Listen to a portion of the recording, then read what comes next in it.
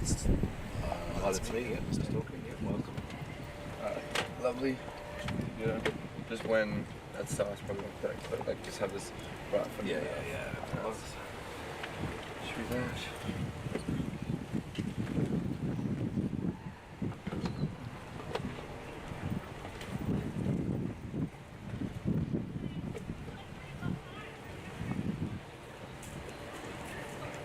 Oh man, you in the comps? Yeah, mate, they're bringing out the big dogs for this one. Yeah. How was that walk? Killed ya? It's quicker than last one. Filthy's batting now on number 2. If you want to go watch that. You trying for a commentary? Huh? Back for commentary? Yep. Lovely. Yeah, he can't get enough of himself. Oh, mate. So the same deal as yesterday. If there's an appeal, just claim number 3. Yeah. You'll be number 2, I'm pretty sure.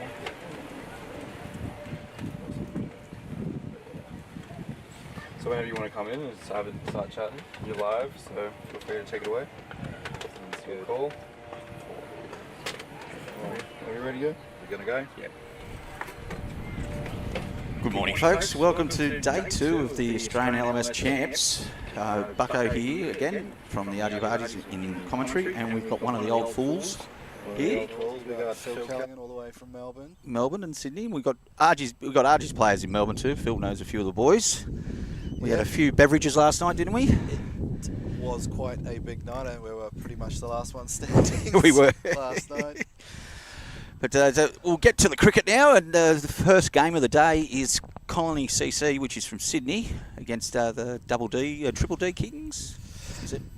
Triple D King, yeah, Yep. DDD Kings. They are our Melbourne champions. Yep. So in April they took out the champions of Melbourne, and this is their very first time up at the national champs. They've come into bowling first.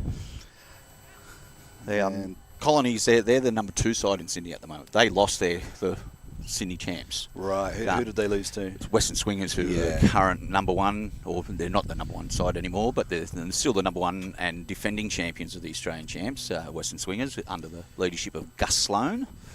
But Colony are a very good batting side. They've actually, one of the players I've just noticed who's not playing today is James Scofe. He is one, like, for the Colony to drop him for this game is massive, because Colony can bat deep.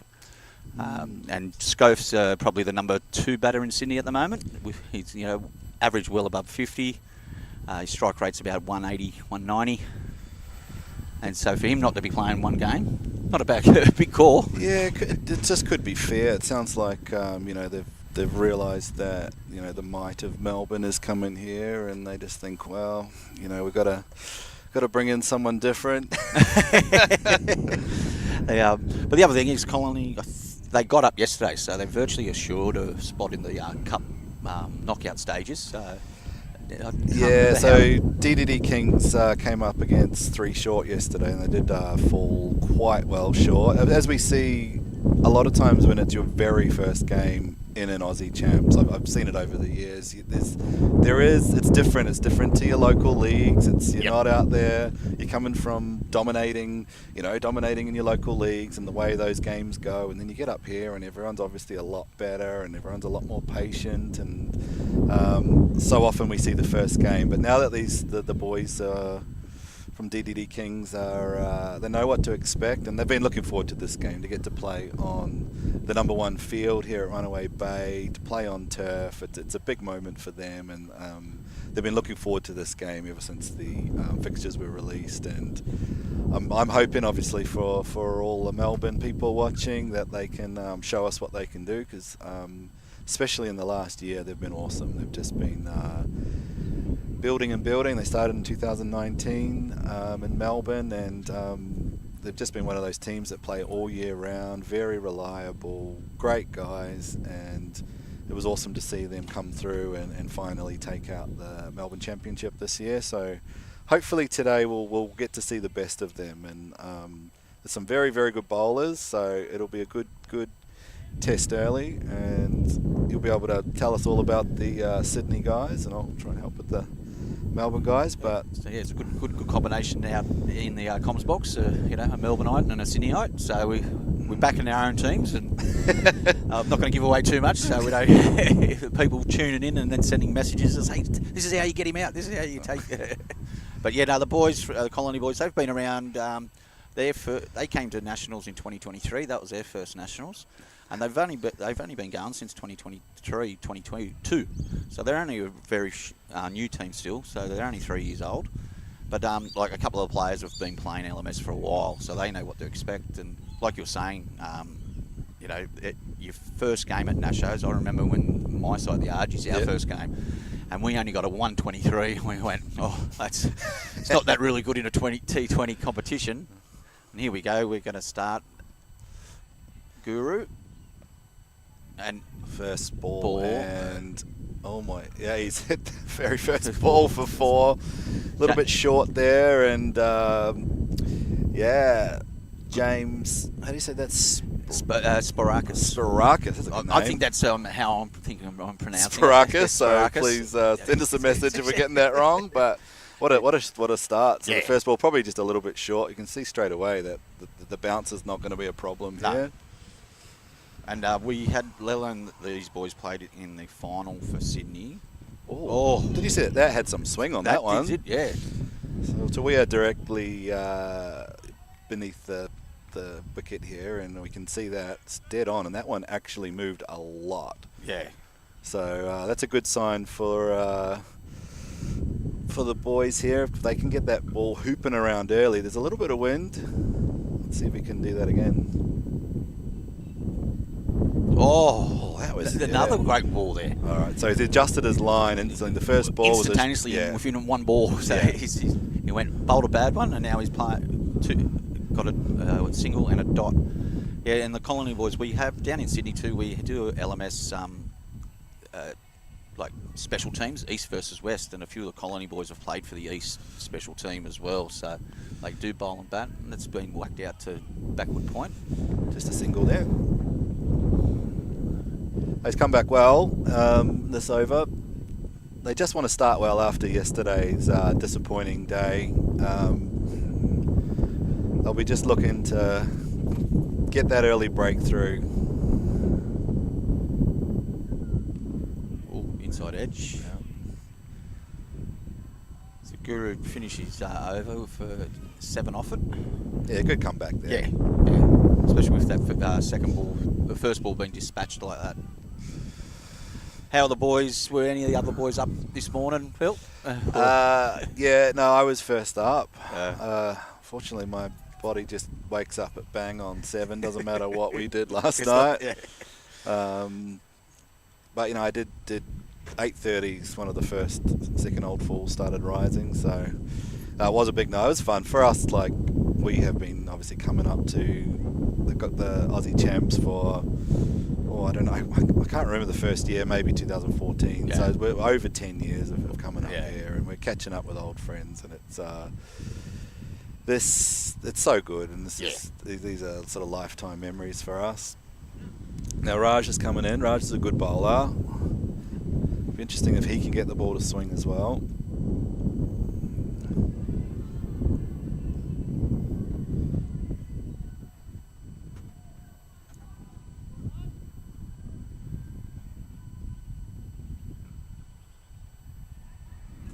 Oh, see, that actually swung the other way. So pitched it to come back. So that's going to be a bit tricky for young Sporakis. Seeing the ball hooping each way.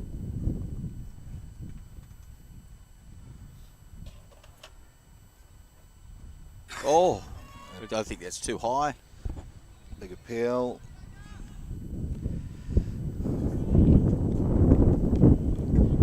So we've got 2 Melbourne teams up here in Runaway Bay. The Old Fools are the second team. We had a bit of heartbreak yesterday, losing with 1 ball to spare.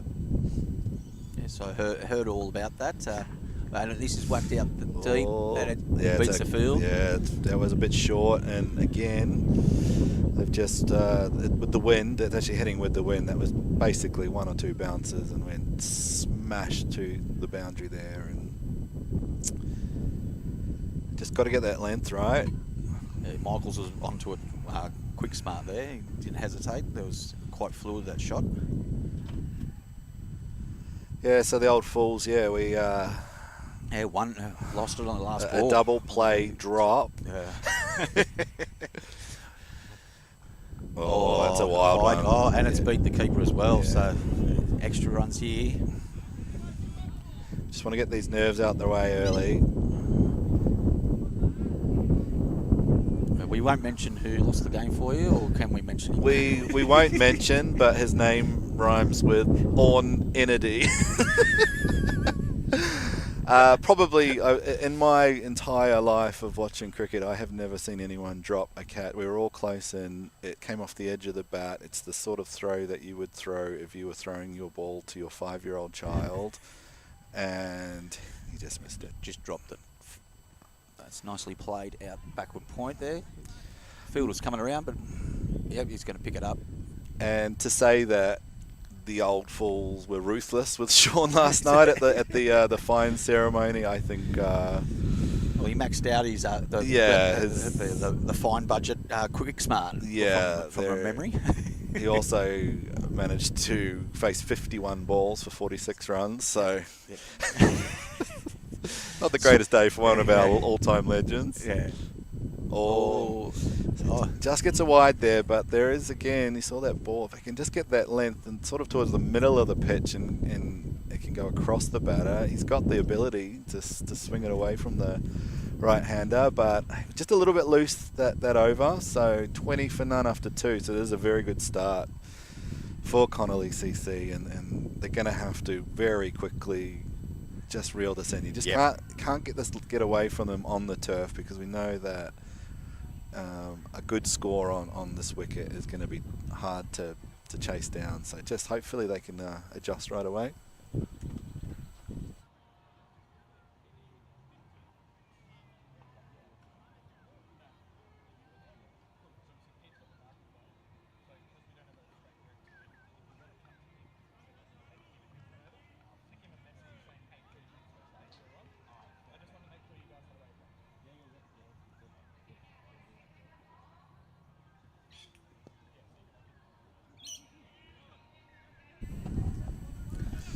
Good running there too. Oh, good throw.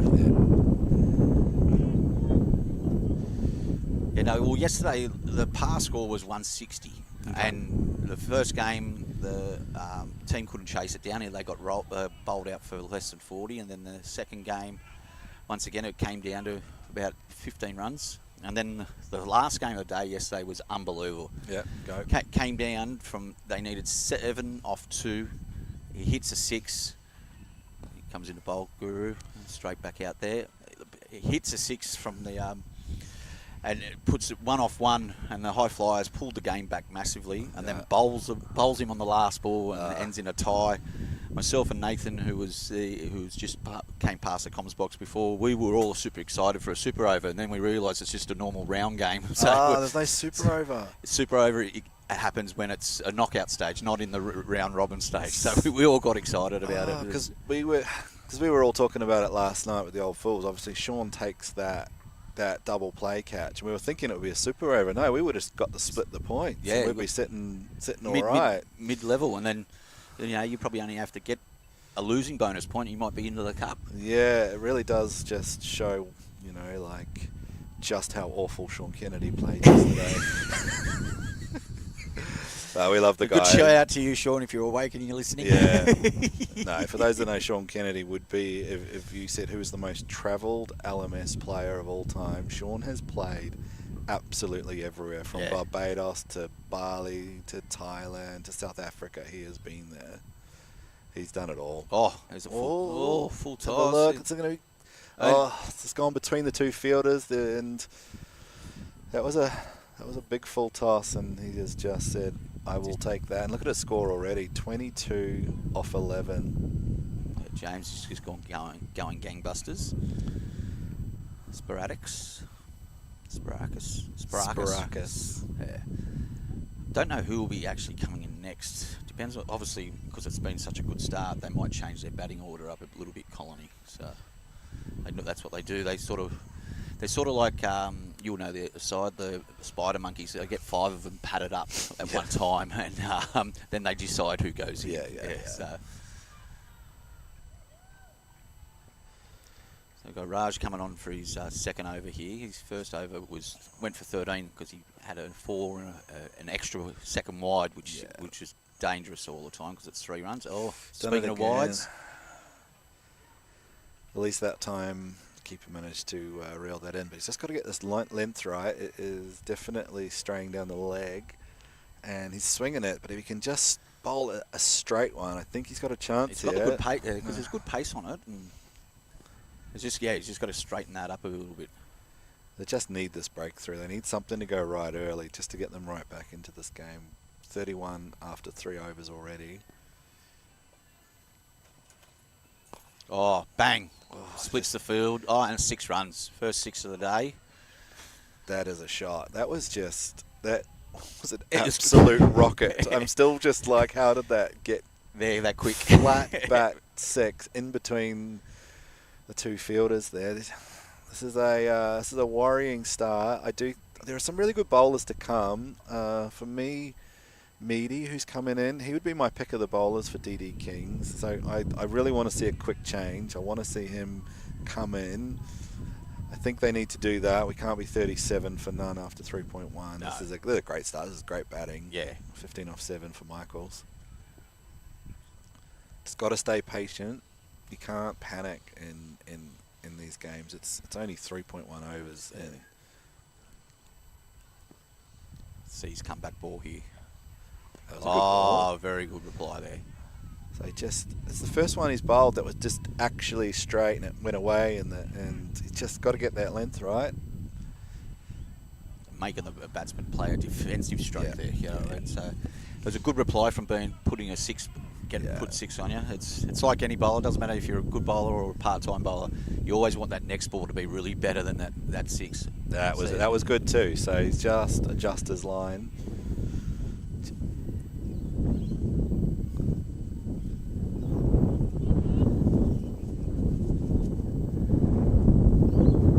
A few other games going on around the grounds. I'm going to bring up do a score check, and then I'm going to speak to Peter George, who's at the square leg umpire at the moment.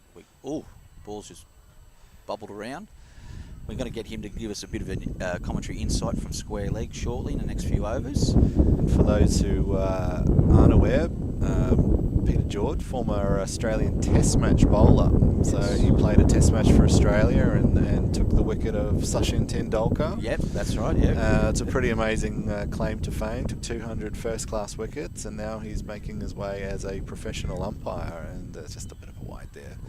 So it's been so nice to watch him come through from Adelaide and just get involved with LMS, and then he's been showing up on first-class cricket umpiring, and it's been awesome to have someone who achieved at the absolute top level. I saw him at the Champs in Wollongong, where we didn't get much cricket in, but I saw Peter George take a hat-trick that day. Yeah. He took 3 wickets, and it was still in his whole career, all his career of all playing cricket, was the only time he ever took a hat-trick was on that one day when it didn't rain in the Aussie Champs in Wollongong a few years ago. So it was pretty awesome.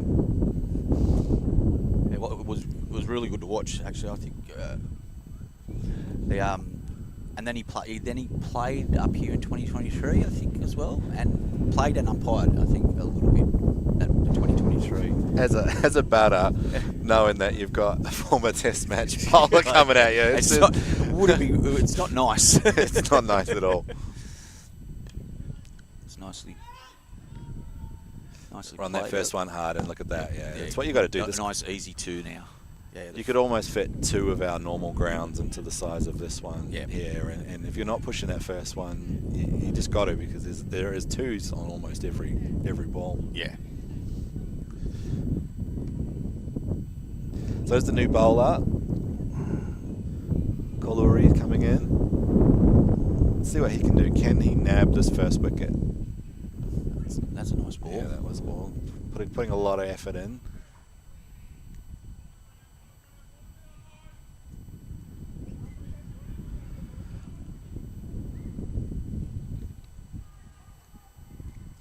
that run rate.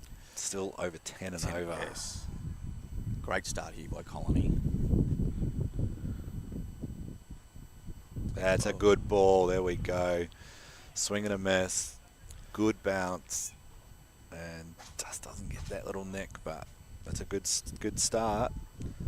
Just need a couple of tight overs. We just need a few overs going for 5 or less. Just put a little bit of pressure on. Oh, it's in the air. It's the chance. one bounce. This is a good over. This has definitely been the best over so far. It's Just the change 4 they runs. needed. See how he finishes it off. Only 4 off the over so far, which is fantastic. Projected scores 192, that would be huge to chase down. Oh, he's he's taken got him. it. He's got the wicket. Isn't it incredible in cricket? Just as soon as there's a few dot balls, we just see it, and it doesn't matter what format of cricket you watch. As soon as there's a couple of dot balls and the pressure suddenly comes on, and he's just been bowling these beautiful length outside off stump, and then the last ball of that over, he just catches the outside edge, and that's their first wicket. And just like that, the DDD Kings have made the breakthrough, and now we want to see the pressure applied. You know, it's still a great start. Five overs, 46 for 1, but let's just see if we can keep this going. I think there'll be another bowling change. I wouldn't be surprised if Meaty comes in now. He would be my pick of the bowlers for the DD Kings. So let's this is a big few overs, and then new batter coming in. But good little innings for Sparakis. 26, 15 balls, 2-4, strike rate of 173. It's what you want. You want a good start. Yeah, definitely. And just a quick round the grounds before we get started. The second 11 are playing the humble Hibernators. The second 11 are 183 for 2 after 19.1. Yep. We've got the Central Coast team, the hits and misses against the Madagascar Lemurs. They're 157 for 3 after 17. Bando Brothers, they're 146 for 3 after 15. Hobart Eagles, 143 for 4 after 13. Wow. And the Buddy Jarmans from Wagga, they're 2 for 80 after 10. And Guru's back coming in for his third. Having some faith. Oh, Again, it's going to be a couple of bounces down there. So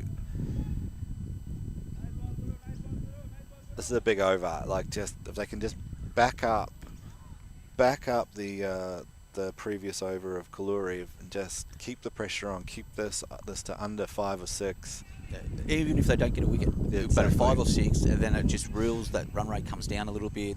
Like, hence that good over and that wickets. Now the projected scores come down by 10, 12 runs already. Oh, that's a good ball too. Oh, well played. That was James Green. He's off the mark.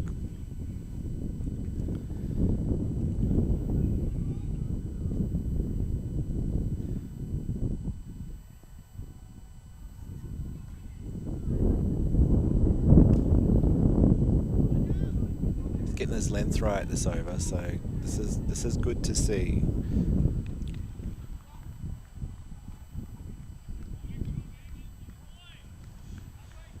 Just looking back at the last sort of 10 balls, there's only been 1, 2 in there, Yeah. and then there's been dots and just wickets. They've stopped all the wides. This is great stuff. Oh, it's Nicely played. It's picked between the two fielders. They're pushing hard. They've run a nice 2 there. good running. They just pushed that first one hard, and that's what you've got to do.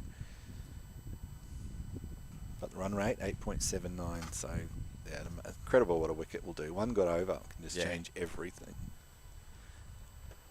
It's a good comeback over for Guru as well, because his first 2 overs went for 20. So, that's got to be a no ball, and it is. It is, yeah. So Gonna have a free hit here.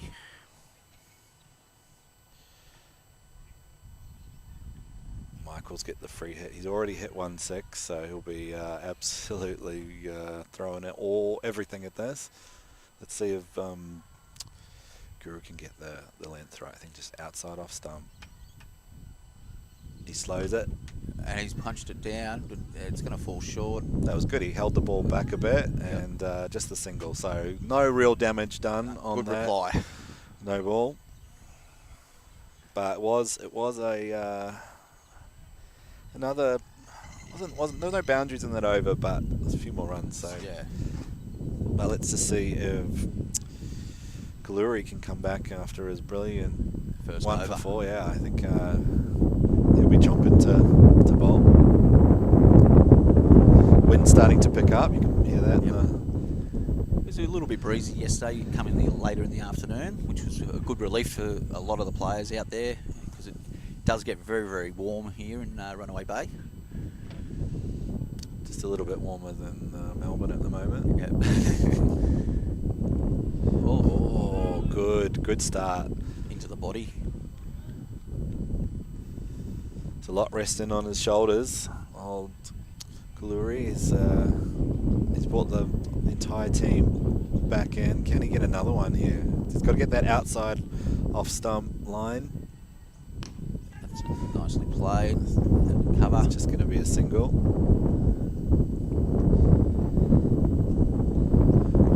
James has been, he's been one of the originals for Connelly, I think, I believe, from 3 years ago when they first started. He played in the LMS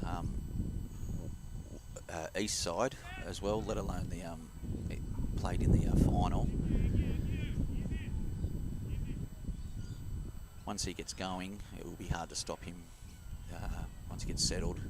He is known to get the odd 16, 17 ball 50. And normally he does take about 5-6 balls to sort of just work his way into it. And then he goes bang bang. Obviously depends on how, what the bowlers are doing. Yeah, definitely opened the arms up there, but it's going to be another single. So again, it's great bowling. 1.3 overs, 1 for 6, going at 3.89 and over. You just need someone else. We just need another bowler to back up this and get it. That expected score around the 160, around that par. You don't want to be chasing 170, 180. It will be so difficult, hard. Very difficult on this. Such a nice, and it is a very large ground here at Runaway Bay.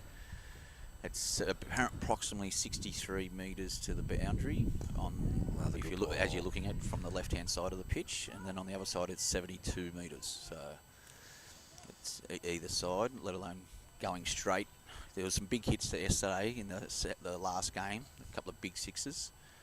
So the runs can come, but all you got to do is have those, say, 4 good overs to lock people down, to put that pressure on. And then 160 could be out of grasp, but then you get 4 good batting overs, and it gets away from you too quickly. So 1 for 59 after 7, and we don't know who's coming in now. Yeah, I've been expecting the bowling change. I'm just waiting. I've obviously seen these guys for many years. I think this might be definitely a new bowler coming in now.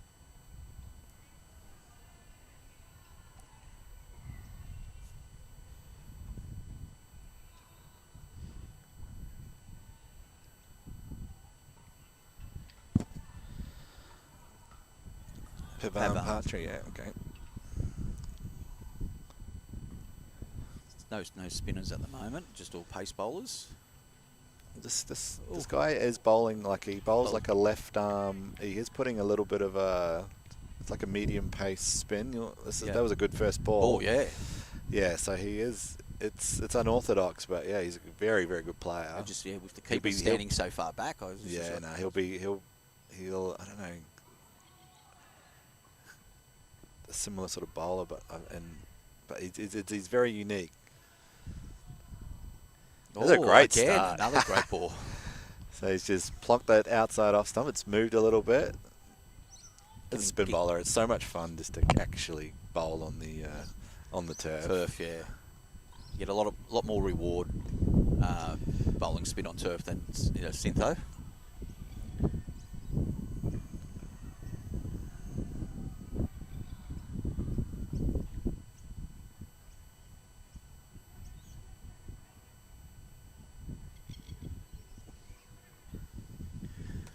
Still not a bad start for his over so far.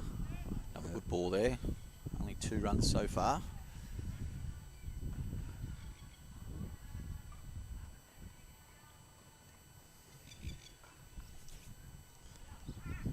That run rate's gone under 8 for the first time, so Good work here by the Kings.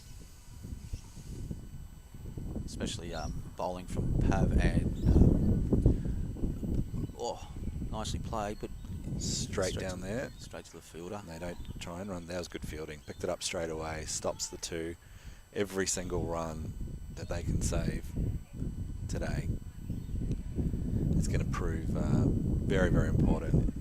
But this is a great comeback. Obviously after those first 4 or 5 overs going at 10 and over, and it was looking dicey, but they've come back well, and this is really good to see. And the projected score down to 155 now, so it's gone from 192 down to 155. So it's, like you said, top work from a couple of little bowling changes.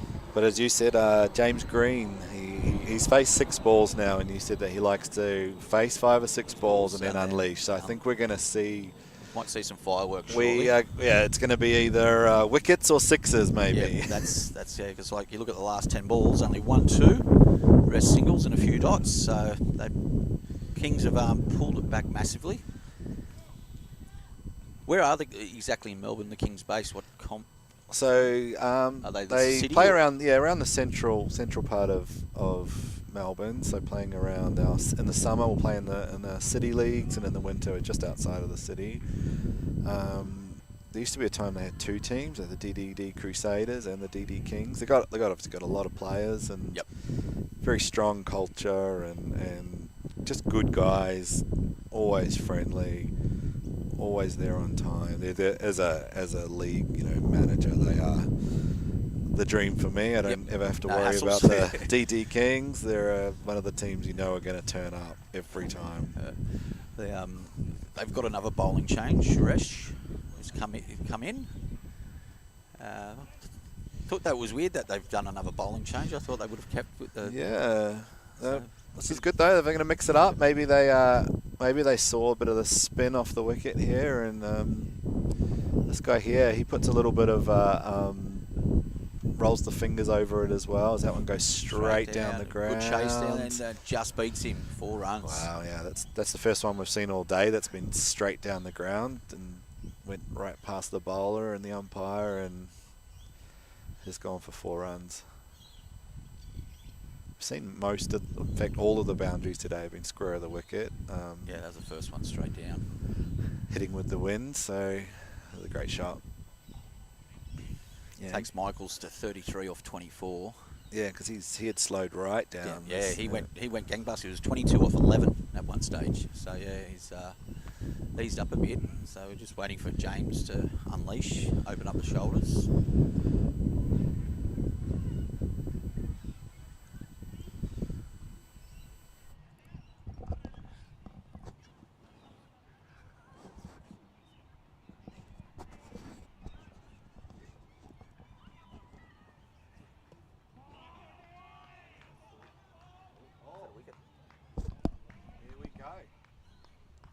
This is huge. The big breakthrough. Well, you said it. You thought it was strange they were bringing in a new bowler after Petrie had bowled so well, but no, he's come in and taken a huge wicket. Great reply after being put away for that straight 4, and you always bang straight through. So now John Hallis. This is going to be interesting. John can get a 16-ball 50 or a 2-ball duck. Yeah. But he is very consistent out there. I think John's the captain from memory, an organiser. Well, this is been the last 3 to 4 overs have just been all DDD Kings. They've taken 2 wickets. They've kept that economy. All of these overs have been sort of 5 or 6 runs or less. This has been brilliant to see, and the game is actually really evenly poised now. If they can nab another wicket before the 10 over mark.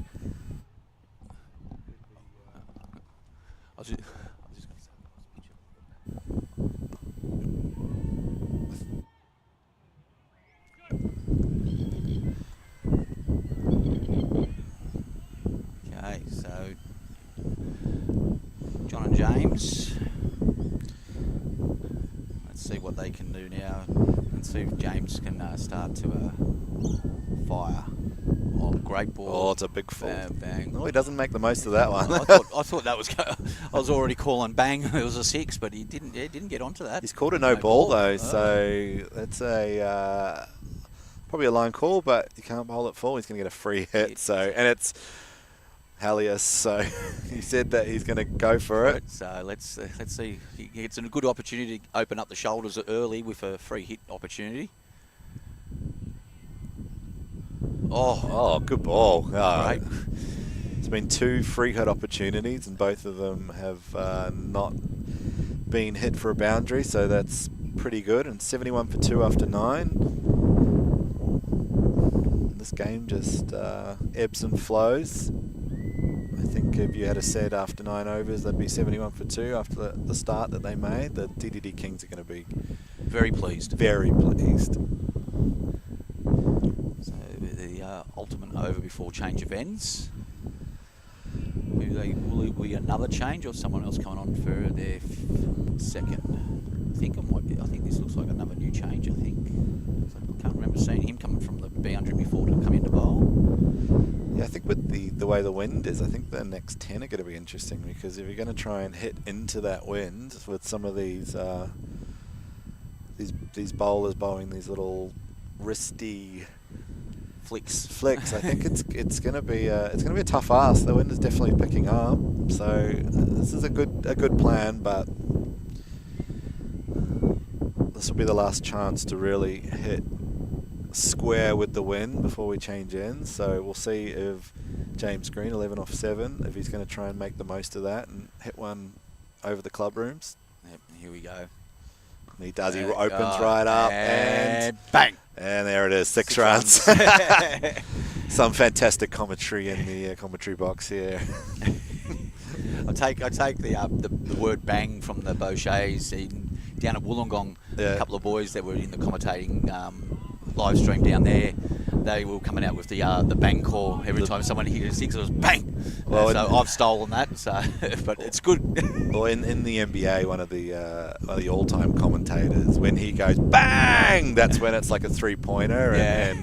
And the famous time Stephen Curry got a huge one in overtime to win, and he went bang, bang, bang, and it was the rare triple bang. Oh.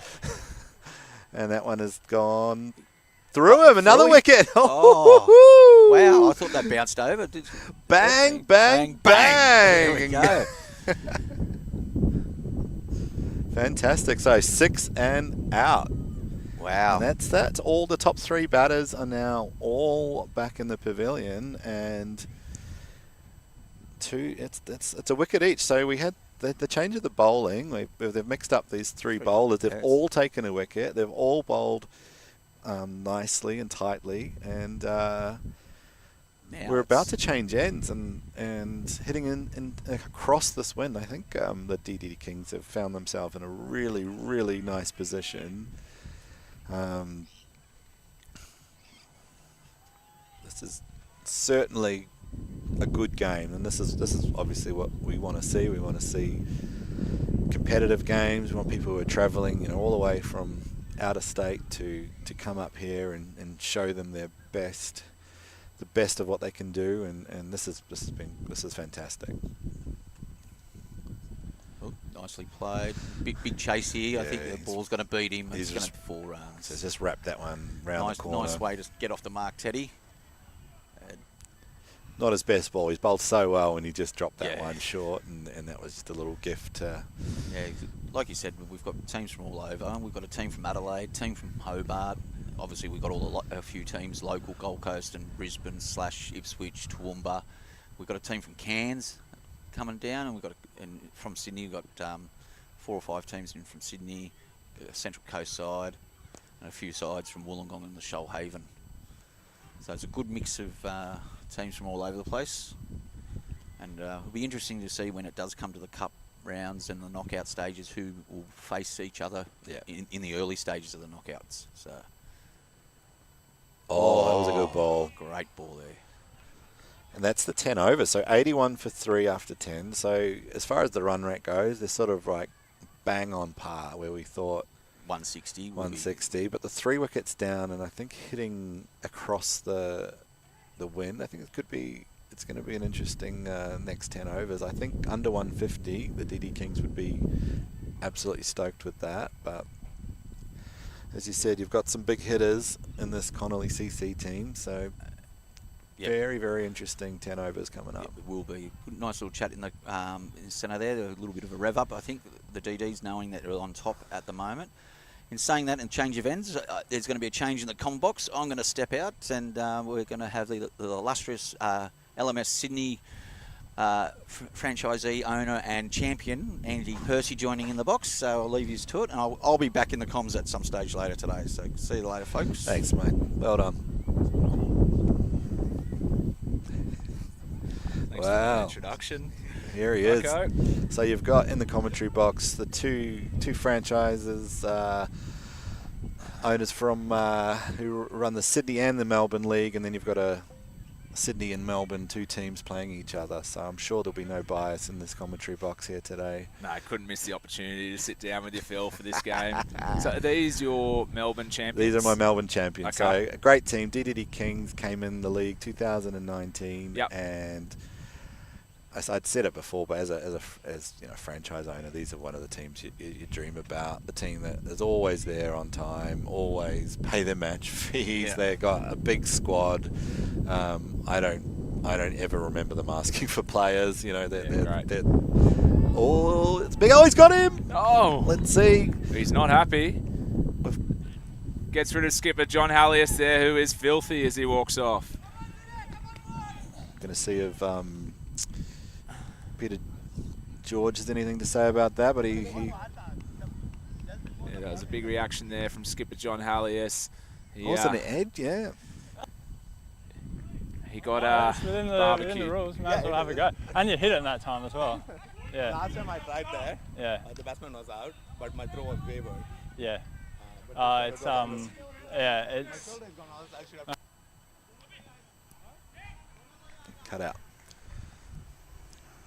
Well, we did get a little bit of an insight there into, we've got umpire Peter George mic'd up today, so it's good to see that a little added part of the commentary. But this is fantastic comeback here from the DD Kings, because those first 4 or 5 overs, they were going for 10 and over, and they were not putting the ball in the right place. They were getting hit across the line for many boundaries, and then the change of bowlers. We've had these three bowlers of Kaluri, Petrulli, and Van der Valley, and they have taken 4 wickets between them, all at a good economy, and they've brought the DD Kings right back into this game. And at the moment, you'd say it's pretty evenly poised, with maybe the DD Kings now just on top with that wicket.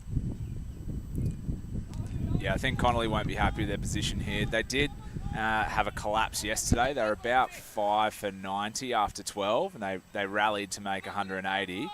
So the guys that got them there were Teddy Dodd, who's at the crease.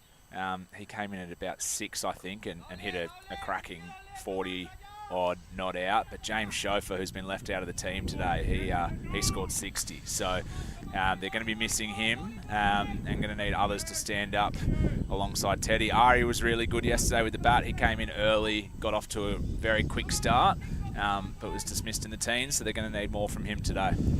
Yeah, some big calls in the selection, isn't it? That was a great shot, and he really opened up the arms there, but the fielder was right in the exact position, so saved a boundary by some good field placement there. Yeah, I had a chat to Schof because I couldn't believe he was out, but he said he's the older player in the team, just resting up for the next round.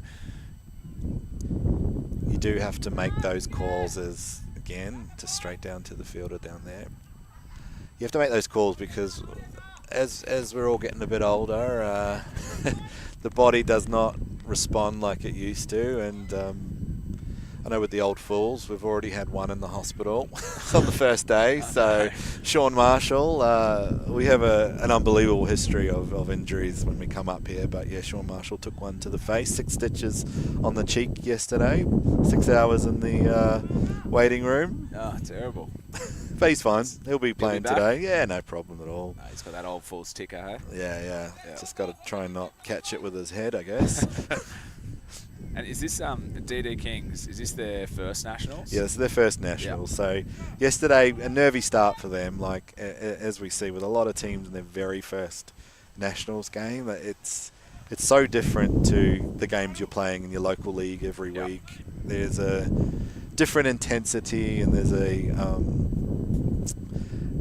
pace of the game is different, and you need a lot more patience up here. And yesterday against 3 short, which is obviously it's just going to go straight to the fielder. So they're picking up the fielders at the moment.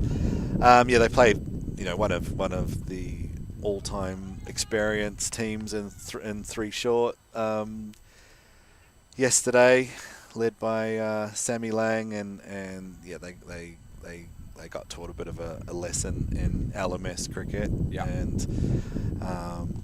But these guys have got some serious skills, and they're a good team. They're going to run for 2. The chance for a run out. Here we go. He's given him out. That's a runner. That's a 5th wicket down. They took on the arm. He's picked it up. He's thrown it, and he's taken the wicket, and that is a huge wicket. It's 5 for 85, and wow, the DDD Kings, my boys, they are coming in hot. That's a tough wicket to fall. Teddy Dodd, he's such a reliable batsman. I thought he was going to be perfect for this situation. Trying to get things moving along there is always going to be a tight one. He's a fit man, Teddy, but just great throw in there from the fielder. We had just seen in the over before 3 really good shots off the middle of the bat that went straight to fielders. And as a batter, when you feel like you're not being rewarded for your shot making, you get that little bit of frustration. And what we saw there is it would have been the 4th one in about 5 or 6 balls that came straight off the bat and went straight to a fielder. And this time they thought, we've got to get that too. We've got to get those runs. And he's just picked it up. A perfect throw right above the stumps, and that is absolutely huge. This is fantastic. 5 for 86. So what's a good score from here, do you think? It's hard to say with the it's just the wickets down. Like they've obviously just got to try and bat the 20. I think on turf. It's a good ball. On turf with the bigger boundaries here. I don't know, with DD Kings, are they very experienced on turf, or are they mostly? No, like obviously we don't have any turf leagues in our, and so it's a new experience for them, and a lot of these players wouldn't play very much turf, or wouldn't have played in many years. It just gets a little edge, and it's just gone behind the keeper, and they'll be able to run a couple here. A little bit of bonus runs there. Unlucky, he's bowled so well. They're going to get the 3. It's hard to say. Both sides are fairly inexperienced on turf. Then when Connelly came up, so this is their 2nd Oz champs. They came up the first time. It was their first ever game on turf. They did pretty well though. But then they wouldn't have had they wouldn't have many turf games back in Sydney. They played at North Sydney Oval, which was a cracking game. How good is that? Yeah, but there wouldn't be many outside of that. I think the guys just got to set up a partnership here and just go run a ball for a bit and pick the gaps, run hard. These guys both run quite hard. Ari was very aggressive yesterday, so it's going to be interesting to see if he just puts the shots away for a bit and tries to get a partnership going here with Duff. Yeah, because you get yourself in that position of like, you got to keep the scoreboard ticking over, but if you get one more wicket, you're one away from last man stands. And that is definitely something that they don't want. You don't want to have, especially on this huge ground, just the batter batting by himself. So 90 for 5. I think they need to just next 3 overs, just get 15 runs, keep it going. Look at this. Look at these bowling. These bowlers that came in, Glory, Vachuri, and Vivadli. Fantastic. They've really only had one bowler that's been a bit expensive here, so they're bowling well as a group. We've got Pavan coming on now, 1 for 19 off his 3, so he's bowling out now.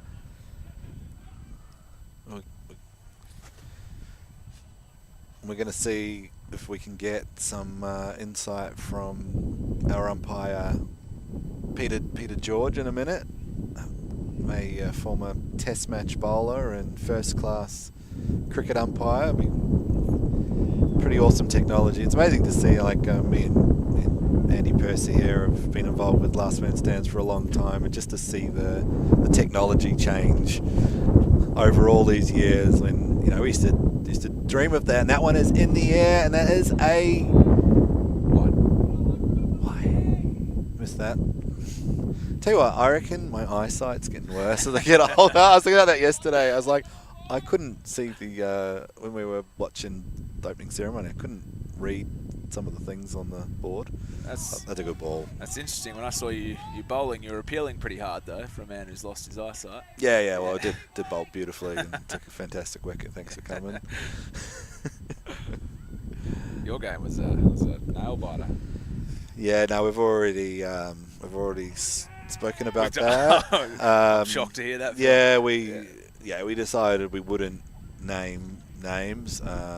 You know, obviously, if your name rhymes with Orn Entity, you might have gotten a little bit of stick last night and this morning on the commentary box for maybe the single worst drop in the history of cricket worldwide.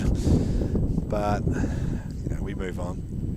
The Old Fools are playing this afternoon, 2 o'clock, against 3 short, so it's going to be a lot of fun as that ball is just wrapped around the corner and he just picks it up. So they're running hard again. So that'll be 3 runs. Great running there. These are all very important runs. If they can just build on this, all DD Kings are thinking is, can they nab that extra wicket? Yeah, they've got the man to come for Connelly. Is the replacement player for James Chauffeur in today's lineup. Okay. He's very handy, number 8 though. He's averaging about 70 for the year. So, yeah, hopefully he can come in and do a job. That's definitely the big difference between playing up here and playing in your local leagues. Is you're not going to get those guys at the bottom of the order who are, you know, the real social cricketers. Everyone's going to be able to play, and that's why you just can't take your foot off the gas. You just got to keep on attacking and treating each batter with respect. And you know, this game could change either way. The projected score is 149. After about 4 overs, the projected score was in the 180s, 190. I even remember. So it's been a great comeback. I've been thinking anything under 150. I think the DDD Kings would be happy, but the way they've played, I reckon, like, man, 120 could be on the cards with a quick wicket. It's the next few overs. I think Connelly would be very happy with 150 at this stage. That'd be a really good result from here. But one of these guys would have to take over, isn't it? Yeah, they're going to have to. I think these two just need to stick together for as long as they possibly can. See what sort of total they can build together before Henry gets out there. So we've got Mahir coming on for his first over. Yeah. I think he's going to try and tempt him into heading across into the wind, and I reckon we're gonna see some. He's gonna try and loop this up a bit. I think we might see. So can they clear against the wind? This is going to be a big few balls.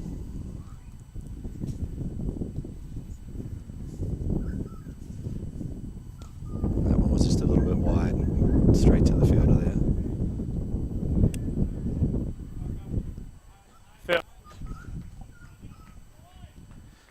So I think we've got. It's confusing. Yeah, Peter George mic'd up now, so we're going to get a little bit of an insight into what's happening on the field, straight from the umpire.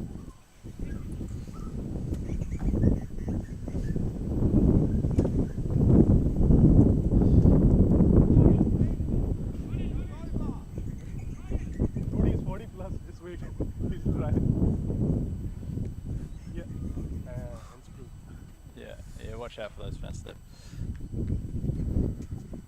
Just clearing the man with the drinks off the field. That's a good ball. So that one was perfect delivery, really. Just went away from the batter there.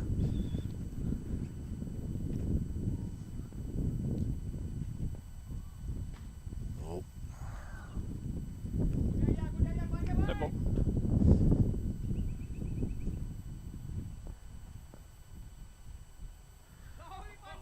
Oh, he doesn't call the wide there. Peter George says, no, that was absolutely fine. Probably a close one there, but it's spun away from the right-hander.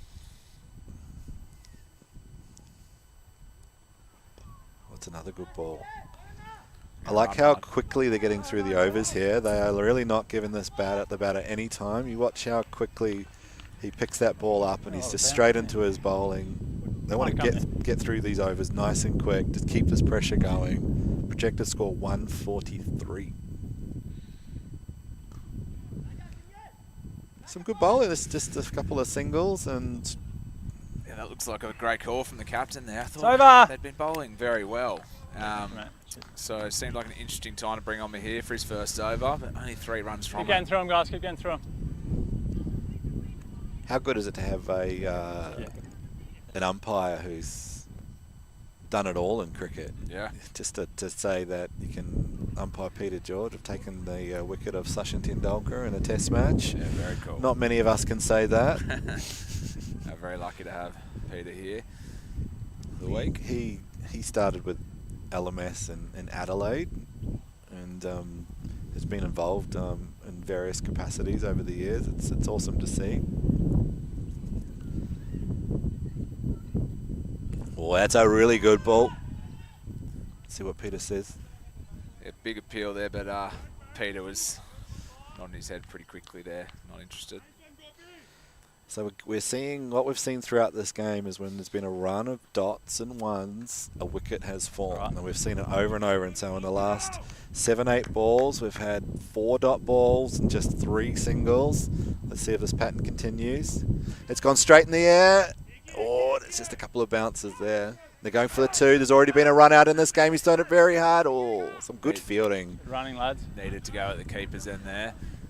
And we ticked over the 100 mark in the last over as well. Now. So We've been good close little to the overs. milestone for Connelly CC.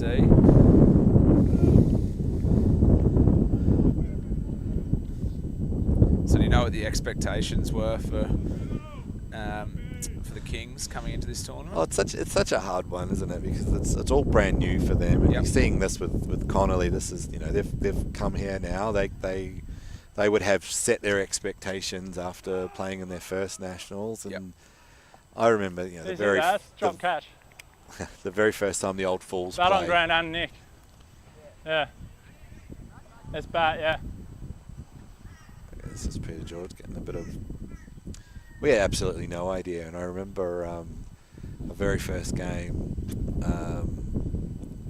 the late great AJ just saying, oh, you're in huge trouble here, mate. You've got no chance. They had the world #1 batter at the time. And we just casually came in, cleaned him up, bowled out the world #1 batter, won our game, topped our pool, thanks for coming. And we did lose a game against tradies on this ground. But it was a close game. Yeah. There's a good amount of voice and bubble out here. One to come, yeah. We're water, next over. 6 off 7, 16 off 15, calling for water. What's the... well, how many balls do you reckon you're allowed to face before you're allowed to call for water? Well, depends who's batting. Sydney side, absolutely. Play on. That's a good ball, big appeal. Out. It is off the pad, though. That seemed well down the leg. Yep. Very excitable appeal there. Oh, big dive. Keeper picks up. He's going to say... Run 4. It just shows how big this ground is. Yeah. And over. Oh, they definitely need water now. Yeah. Oh, yeah. So that was that's something you do not. I mean, you would never see that in one of our local leagues. 4-leg buys. It just shows how enormous this ground is. John O'Duff will be devastated there that Peter George didn't think he just had a little bit of bat on that one. Yes. Yeah, he wants those runs. His boundaries have been very hard to come by. We saw in the first 10, almost all the boundaries were square right, hitting with the wind, and we just have not seen almost no boundaries in this. These 5 overs, you'd have to hit those same shots. You're hitting straight into the wind, which is a big a big hit with this wind, and to clear the rope, you would have to absolutely smash it. So it's Adelaide. 5 overs to go, 109. Their projected scores hovering around that 145. That was a good over though. They got 9 off it, so I think they're doing what they need to do. Just keep running hard and protect that last wicket for a bit.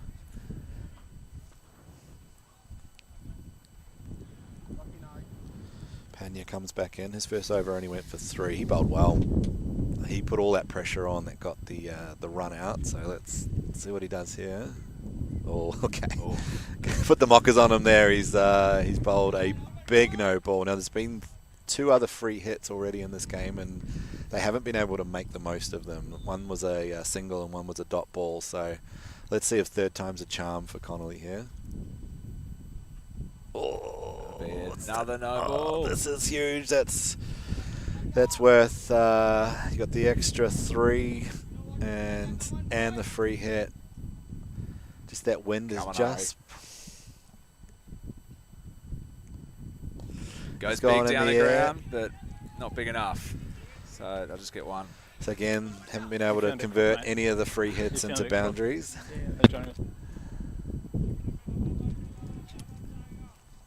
Pressure on the bowler here with the 2 no balls to start the over. Have to make sure he's getting that line right.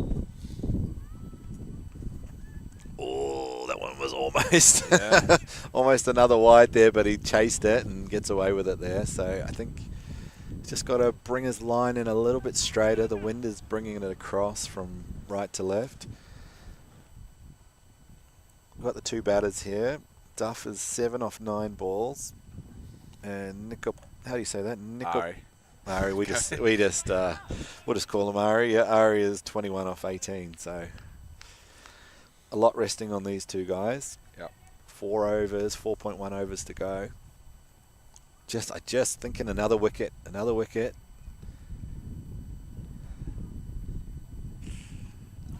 Oh, he's caught a wide.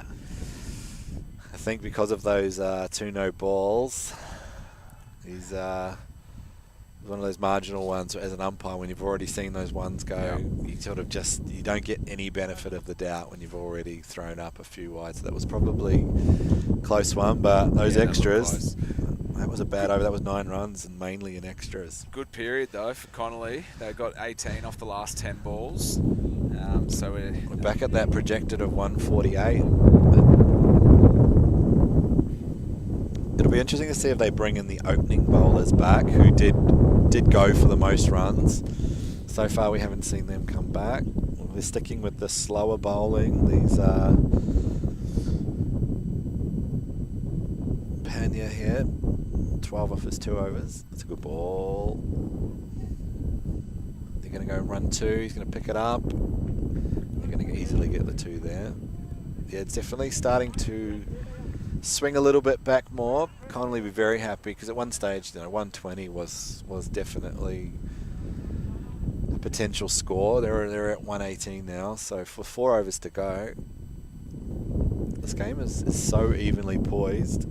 There's a bit of pressure being applied to the Kings here now because they probably feel like they should have broken this partnership by now, and the runs are getting a little bit more than what they would have expected for the position they're in. Connelly doing a good job here. It's just patience, isn't it? It's these big games. You can't panic. You just have to be able to just keep doing what you got to do.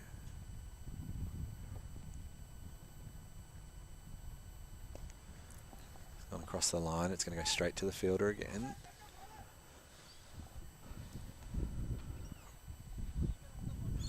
So who's your pick for taking this whole tournament out? Obviously, you've got some exceptional teams coming out of Sydney, and you've seen all the usual suspects, the second 11 and those sort of guys. Oh, that could be shot of the day. That is shot of the day. That was from Duff.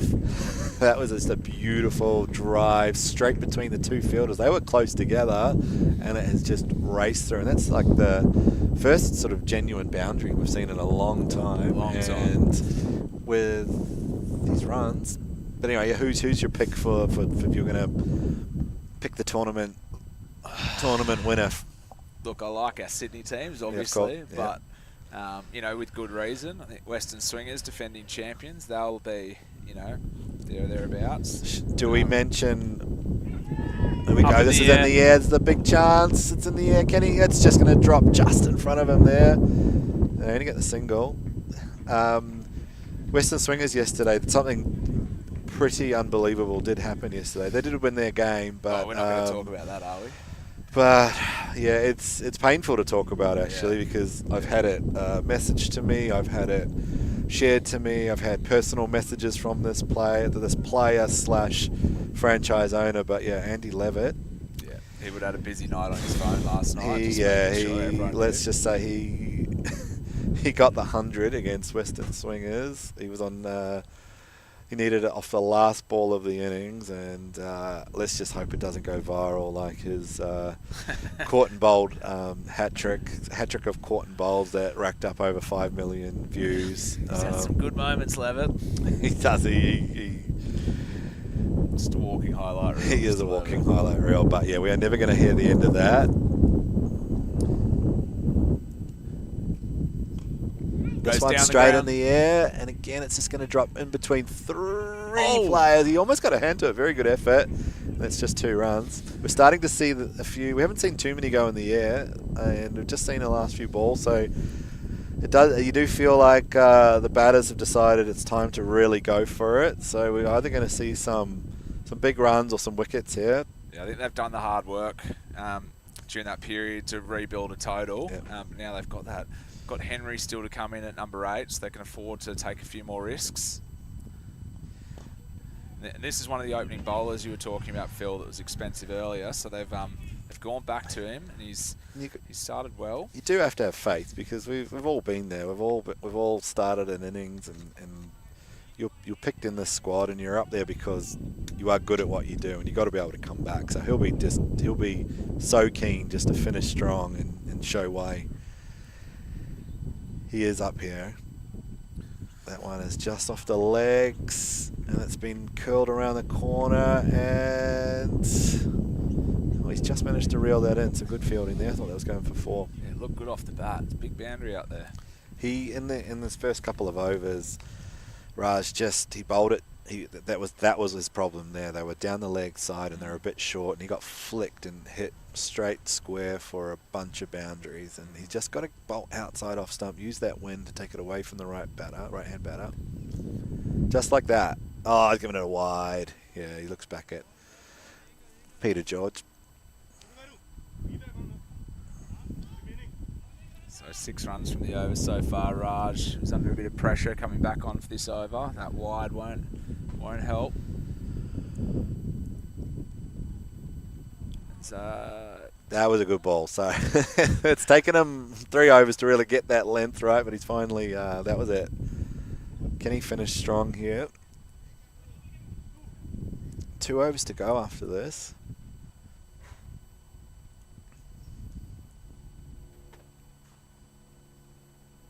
Yeah, it's another good ball. So good end to the over after getting the length wrong on the first couple of balls. So at 2 overs to go, 134. This is they've done well, the Connelly boys, and it's incredible what two great bowling overs, and they get 142, 143.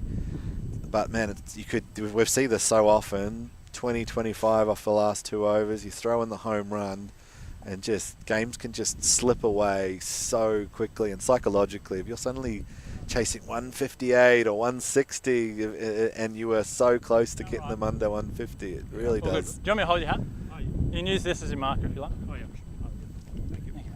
No, definitely. They're going to the fieldings, the Kings, they're going to have to be really on here, because Connelly boys are going to be running very hard these next 2 overs. Guru back into the attack. They have decided just to stick with their opening bowlers who started, and trust them to finish that off. This is their job. Let's see if they can pull this off. I want to see a wicket here. It's gone straight up in the air. There's a chance for a catch. Caught and bowled. He's dropped it. Oh, he was running along. It was in the air for a long time. He did all the hard work. He just put his hands out and he's put it down. And that is It is a big drop. It would have brought out a new batter. It would have made them one away from last man stands, but he's put down, and oh, that hurts.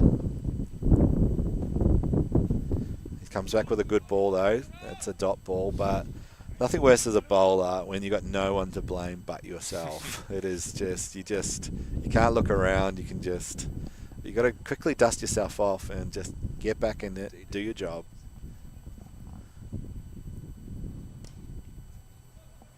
Again, just a single. This is a great start here from Guru. Yeah, as I said, mate, we can just... These next couple of balls, they really do feel like vital. Oh, that's a good ball. That's bounced too high. There's no way that Peter George was going to give that out, but it's just another single. Just off the legs there. This is an excellent over now for Guru. They're really going to want to see one of these balls go to the rope. Connelly CC. Not the over they were looking for here. Can he finish strong? He's bowled four great balls.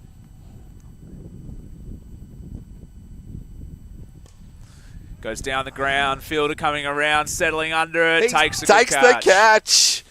So there was heartbreak early in the over when he dropped his own dropped the court and bowled. But that is the first time we've seen someone really try to hit against the wind, and that was a really good catch. He came running around and he just planted his feet down and he just gobbled it up. They did take the steal there, so there was 2 runs for Connelly, I believe. Yeah, they got that. So that's good LMS cricket from the non-striker batter there, just to go for it, because every single run is absolute gold at this point. But that is a big wicket because 5 balls to go, 139.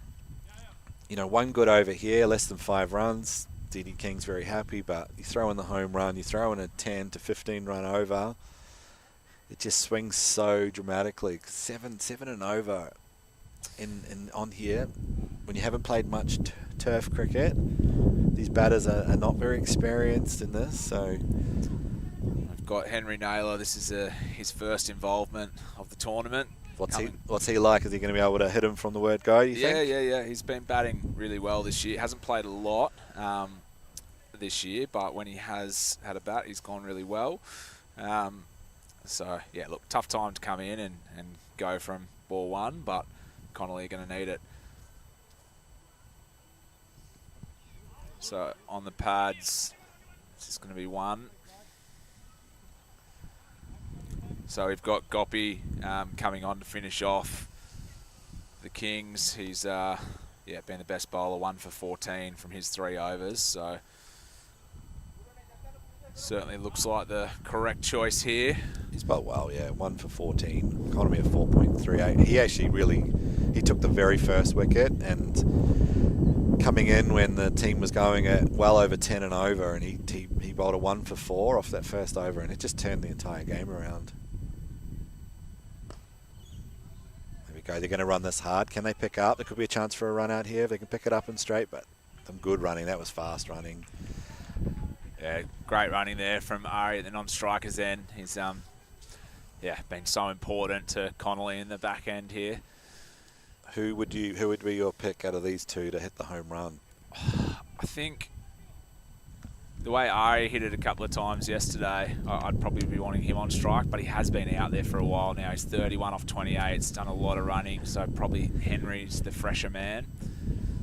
Just punches it. They're probably going to get 2 again because it's gone between the 2 fielders. These are good runs. There's only been 2 sixes in the innings, and they were early on, and they were hitting with the wind. So it's going to be a big task to actually hit a home run. Would be an incredible shot. I really think you'd have to maybe hit it down the ground, I think, but it's going to be about as big a shot as you can physically do, I'd say. They're creeping to that 150. I think mentally it'd be nice for them if they can get there. Could be wide. No, not called. That's a big one. That's a dot ball. That's a beautiful one. And now we go into the last ball. So Psychologically, a 12 here would be 156. A dot ball 144. What a difference that is! And so the fielder's got to be ready. It's got to get that ball in, save every run here. Making a couple of changes. Yeah, so the the 4-2 field. Yeah, Now. using the good experience there, using the power play rule. That could be wide. No. And they're just going to get the single. No, don't. No, they're saying Peter George says that's it. And there you go. So it is ended up being under the 150, which if you had to set that after the 5 overs gone, when they were cruising at about 50 for none after 4.5 overs, it was a very good comeback. 6 wickets, and now we just have to see what the DD Kings can do. Like yesterday against 3 short, they were just they batted for 20 overs on the synthetic and only got 119. They really did not bat like they would usually bat. So we're going to have to see. We're going to have to see what they can do here. They're going to need to start well, but yeah, no, it's very evenly poised. It's going to be a good second innings. Yeah, I'm sure that the Kings probably would have taken this score at the start, though. 100%. So, yeah, Connelly. I think they'd be stoked with where they were that they got to this. Just those last 2 overs, though. They after a really good period in the game for Connelly, they just didn't do enough of those last 2 overs. But they're a very good bowling side. And they're an exceptional fielding side. So really, they're very good in the field. Just never seem to drop a catch, and they've got good arms. So I think with their fielding and their bowling, they'll be backing themselves in here.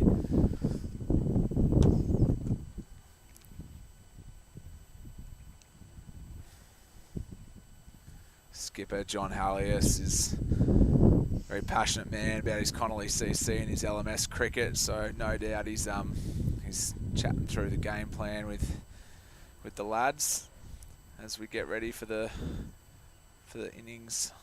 We're at the innings break at the moment. It is it's a must win for the DD Kings. When you've lost your first game quite significantly, they just have to win if they want to go through to the main draw. Well, Connelly have got the win yesterday, sits them pretty well. So you'd think that the Kings lads are going to be absolutely firing to go, but this is the big stage. This is what there's an amazing thing that happens when you get out there. Your body changes. You feel more excited. Like I could play 100 games in my local league, and then suddenly I'm out here. Yesterday I was like, whoo, yeah, this is good. This is what we want. It's so great seeing all the games happen around you and familiar faces that are up here every year. Got 40 of the best LMS teams from around the country up at beautiful Runaway Bay. It really is just the best venue. You explain to your teams in your league, you got to get up here one day, because there's nowhere else like it. Just the setup is brilliant, with games running all around the club rooms, and we had a big night last night, didn't we? Just hanging out, catching up with old friends. Like, we have people that we have, I know for us old fools, that we've spent time in Barbados and South Africa, and guys that we've got made lifelong memories with, and you get to catch up and reminisce about the good days and all the crazy things that we've been up to around the world. It's so good, bringing us all together for the love of cricket. I was lucky enough to play with your old fools in Kenya last year, which was great. Only a couple of the lads from the Kenya trip here on this trip with the Kennedy brothers. You survived. You came back in one piece. Yeah, absolutely. That was great fun. Loved playing with Sean and the boys. Where have you played? Like what? Where's all the places you've played LMS? Have you been to any other champs around the world? I've played, not champs, I've played a couple of times in India, in Mumbai and in Delhi. How was that experience? Yeah, it was great. I particularly liked Mumbai. I was also more involved as a player in that one, which often helps on those trips. So at Delhi, I filled in for one game for our Sydney Storm team. But yeah, playing in Mumbai was awesome, and Mumbai as a city was fantastic.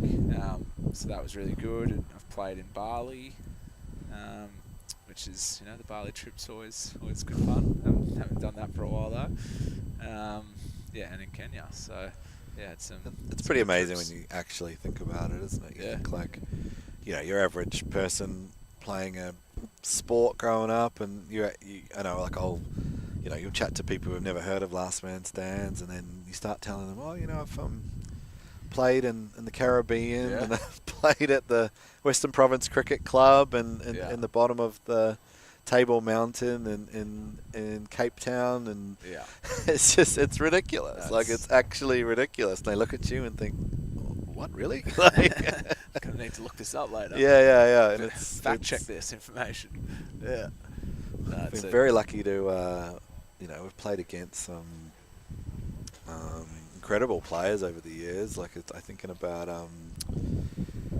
playing in South Africa and coming up against Neil McKenzie, who is Test match player, and controversially, he was plumb LBW first ball, but we won't go into that. They, couldn't possibly have him out first ball. Not a fan didn't want that, Phil. Yeah. No, there's some great opportunities with LMS. Got one of our favourites up here at the moment, Siddhartha Senathapillai, who's part of the Ocean 12 team.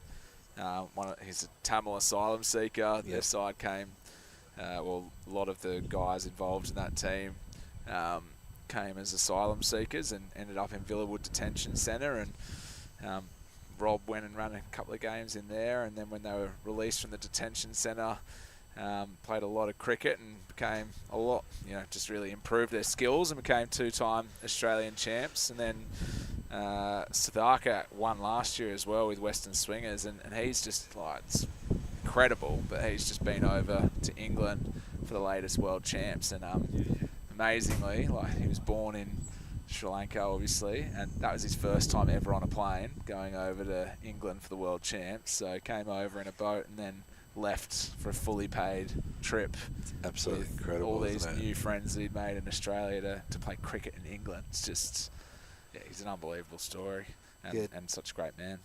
Such amazing memories of being here on Runaway Way Cricket Club when Oceans 12 won I think it was their first championship, and it came down to the last ball, I believe. It was so tight, and there was a run out, and there's this incredible photo that we shared it. I think Trent Nixon might have taken it. He did. And I remember the umpire calling it out and then running over to Trent Nixon's camera, and he quickly looked back, and you could just see there was just 5 centimeters in it, but it was out. It was as big a umpire call as you could make, and we got this incredible photo that we used it in so much of our social media, didn't we? Just of the stumps. And it was Siddhartha actually taking. Was it? Oh, that is fantastic. And the great Shrikant Nandagam, who's up here again, was the umpire. And we all did a guard of honour and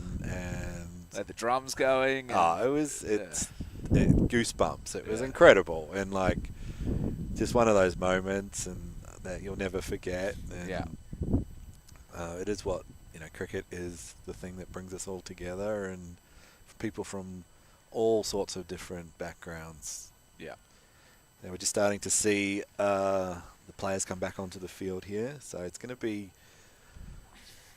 all about the start. So we know that Connelly started so well. They absolutely, if the very first ball was hit for 4, it'll be interesting to see what sort of attitude the DDD Kings openers are going to go with here. Is there a batsman in particular that you think they're going to be really needing a big knockout of? It's going to be interesting to see where. I'm trying to have a look if. I'll see who's going to open the batting, but I believe the captain is, for me, it's going to be pivotal. Okay. Seeing you, he will be looking to anchor this innings, and there's some really good players over the years. We've seen DD Kings win some big finals with their batting, and I just really want a positive start. But as we saw, all it takes is a couple of wickets.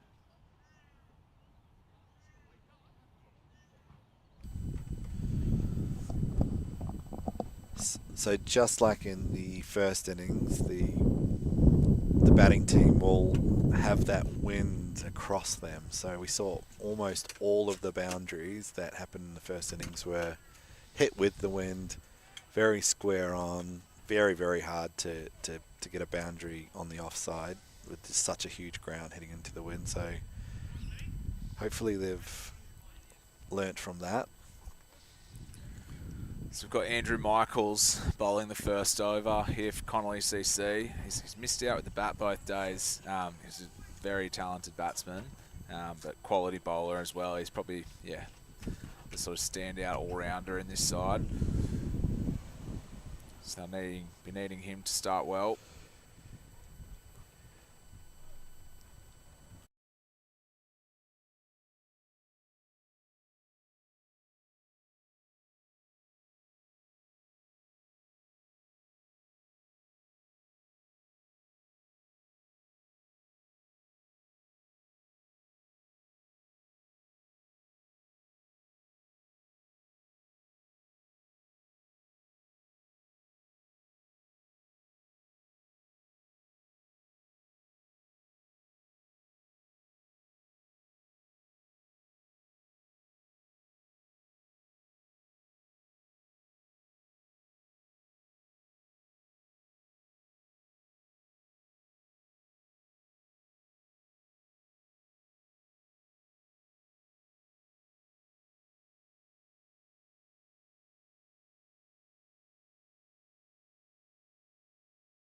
One for 18, so he'll be full of confidence out there after his bowling effort.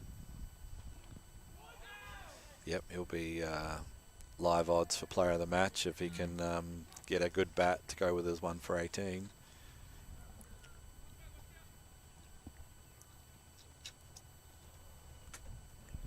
I just don't want to see them get bogged down like yesterday against 3 short. They've just got to be positive, but not ridiculous.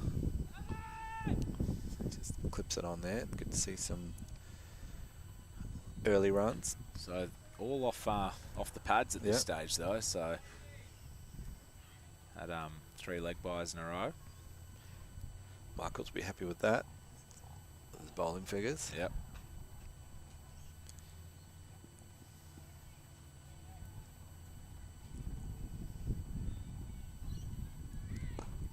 There we go. First one off the bat there. They're running hard for the first one. They're going to wait. They're going to say no. Yeah, great effort in the field there. He did say these guys are a good fielding team. You see that straight away. He picked it up cleanly. Got that ball straight in there. So they're going to have to be careful. We saw one really good run out in the first innings. This ground is massive, but you've still got to put it just in those gaps so you can get those 2s and 3s. So we've got skipper John Hallius coming on now. He was the pick of the bowlers for Connelly yesterday, 1 for 24.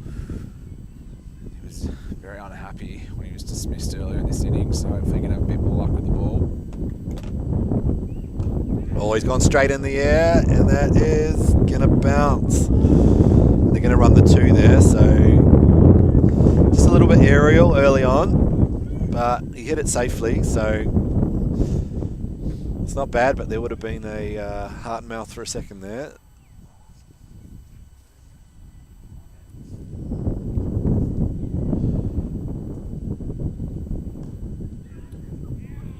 They got the fielder in tight. He's cut that off. It's quite an aggressive setting there. They've got the 4-2 going as well at the moment as part of this power play.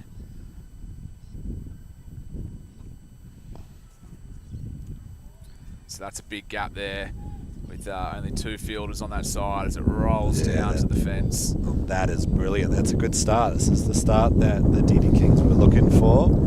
The 4-2 field setting can be great, but yeah, I mean, there's no room for error there. If you get it off to that leg side, there's just so much space.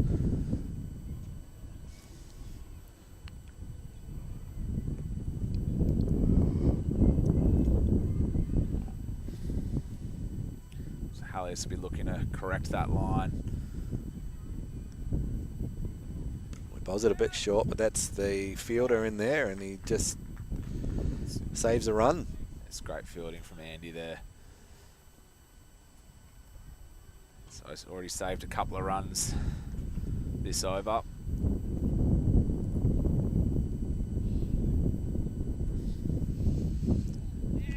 Yeah, good into the over there.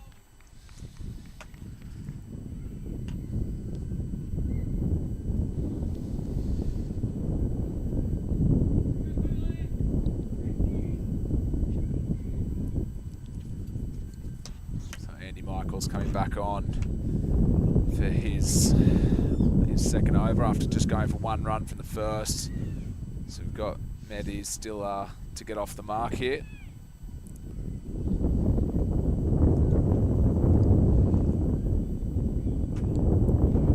Oh, it's a good ball. Speed the edge there now. Bit of pressure starting to ramp up on Matty. Did get a few runs off the pads, but yeah, none to his score.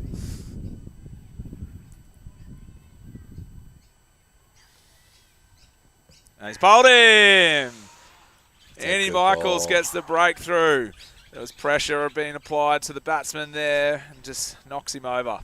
Yeah, there's been one constant theme this entire game. When there's been a run of dot balls, a wicket has fallen every single time, and it's without fail. Probably was just getting a little bit frustrated, hadn't been able to get off the mark, and that is a brilliant ball, and that's a great start for the Connelly guys. DDD Kings 10 for 1 after 2.2. We've got Guru now coming out to the middle. So Connelly CC on top here. Andy Michaels 1 for 1. Great start for Andy Michaels.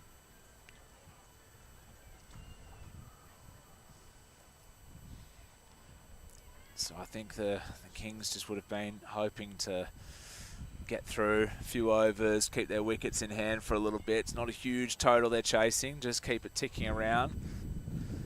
Just can't afford to lose, you know, early wickets though. No. Just don't want to lose in a clump here.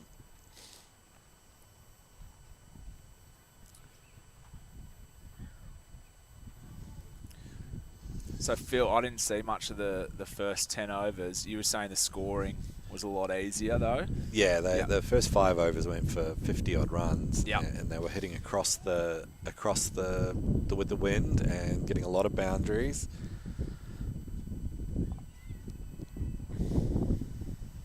Oh, he's bowled him! He has bowled him. This is a huge wicket, and just like that, we have a hat-trick ball, and this game has swung again.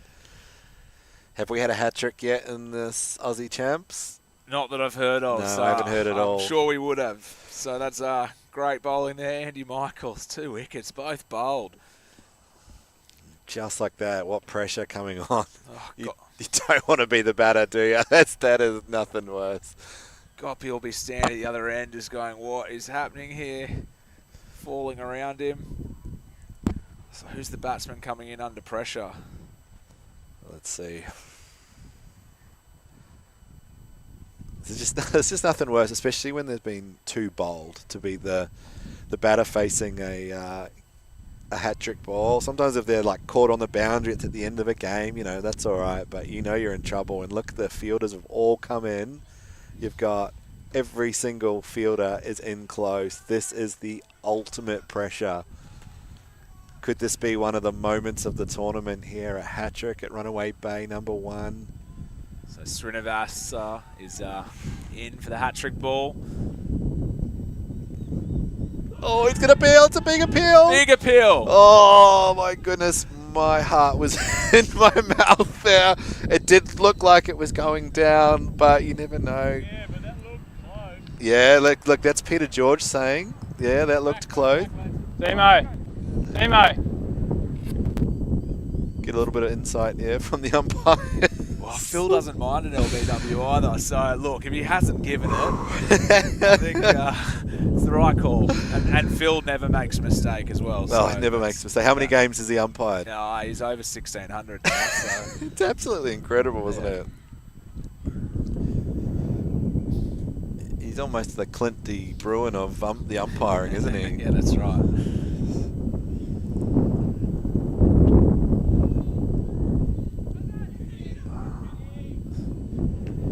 This is in the last 7 balls, we've seen 1 leg by, 2 wickets.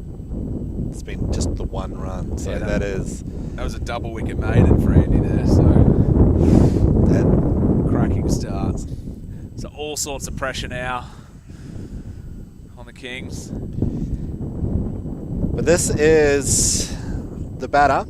The new batter is the captain. So Srivinvasa, he's at 102 innings, and he's definitely the probably the top batter. He's a career average of 49 with a career strike rate of 188. And he's going to need all of that today.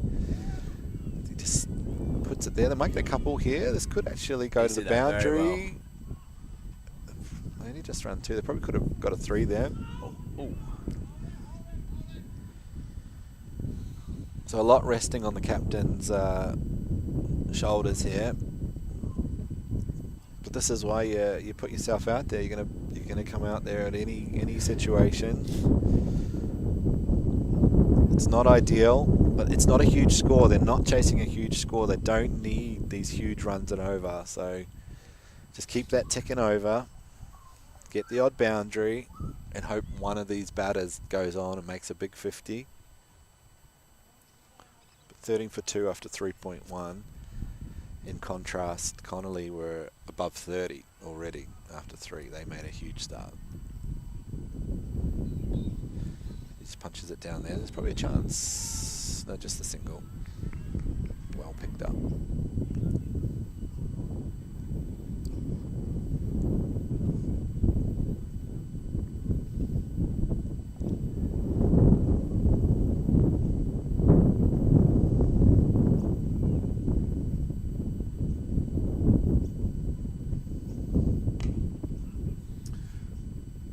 Fully there, he just got away with that. Just 1.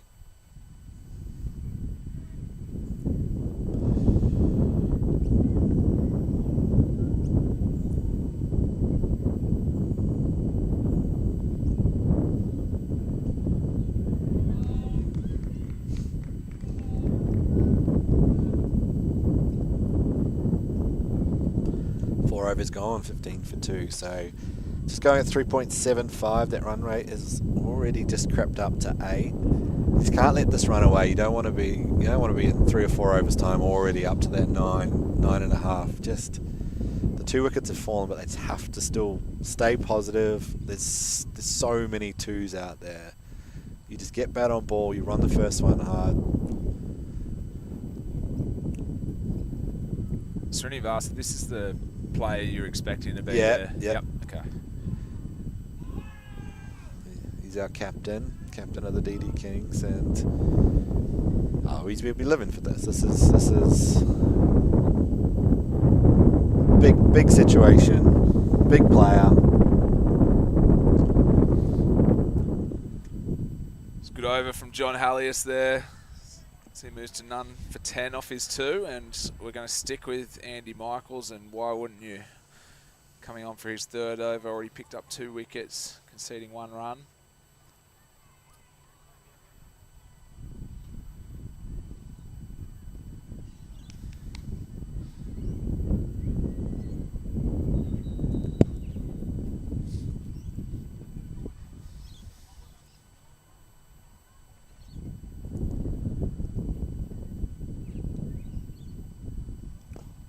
That's a nice shot, but just going to go straight to the fielder there.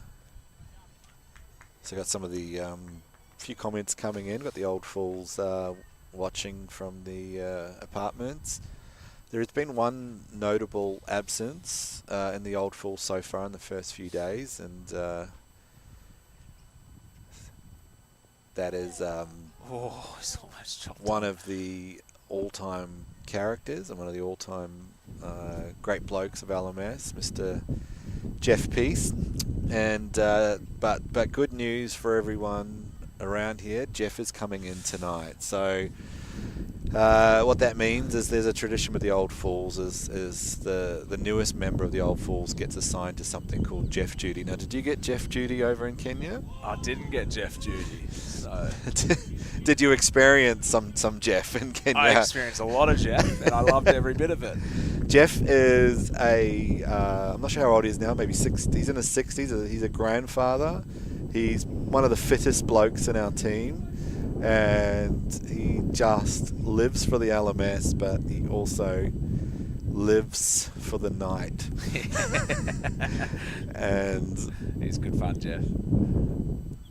Well, it's a bit of a wide, so it's a little bonus run. But yeah, so Jeff's coming in tonight. We're actually doing a swap. I've got to go to the airport tonight. I've got to head off to Sydney, and then but Jeff's going to come replace me. So just strengthening the team. For strengthening the knockouts. team, yeah. And he'd be good on these pitches. He bowls his little left arm around the wicket. But no, he's obviously one of he's played all over the world, from the Caribbean to South Africa to Kenya, as you said. And yeah, we'll have to see who gets assigned Jeff duty tonight. See where he ends up, because he could end up anywhere.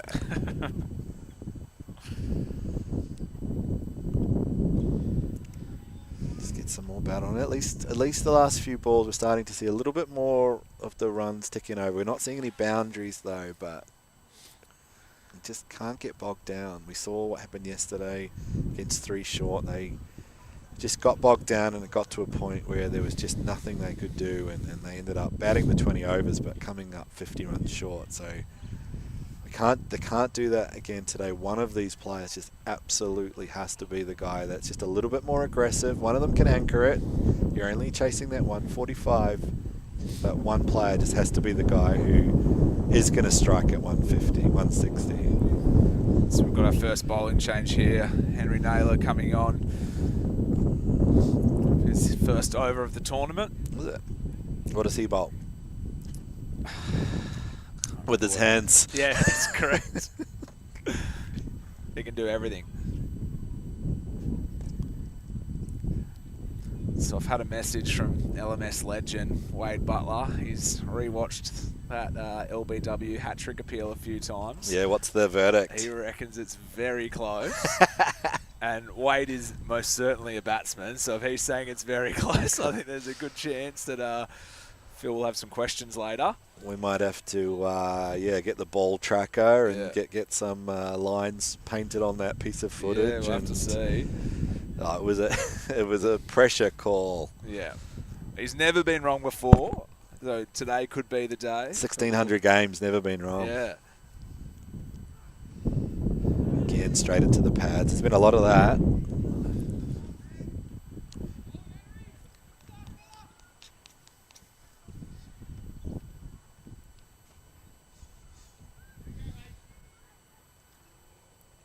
They're really getting on top here. Connelly, CC. Run rate is up to 8.5.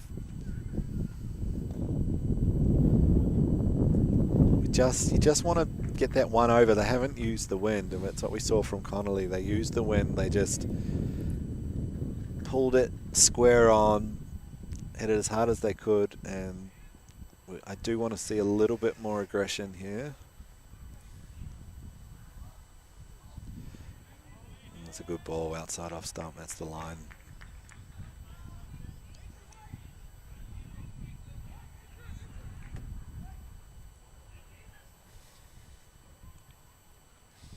Good start from Henry. Just 3 runs from his first over.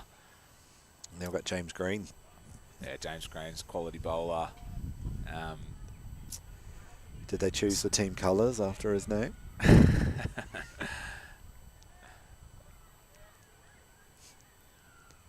he's got a great LMS record. Averages 22, economy of 6. Got 71 wickets. Been involved in the Connelly CC team since the start.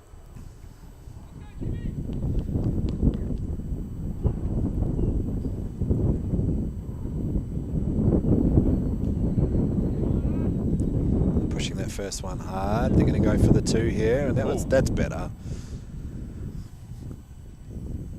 They need a lot of those 2s, because if you can get a couple of them and over, and then you get that odd boundary, it's just going to keep that run rate. It just can't creep. It's creeping every over. Already 8.7. I don't want to see it go over 9. It's another good ball. saw a bunch of players last night receive their Legends cap, which is always a very special part of the LMS world. Only a small handful of players can officially be called LMS Legends. Have you got your hat yet? Where are you in the pecking? I'm not quite there. I think I'm in the early 90,000s, so I'm probably about 7 years away, I think. 7 years, you reckon? Yeah. We'll get there one day. Be a big moment. Were there any Melbourne guys getting theirs last night? No. There's Sean Kennedy is closing in, so obviously didn't help himself yesterday with his performance. No, but might have taken away a few yeah, points, I actually. think we should probably take 50,000 points off them, but he'll be one of the close. Brendan O'Sullivan, I saw, who's not up here but has played for the Old Fools. I saw him in the list.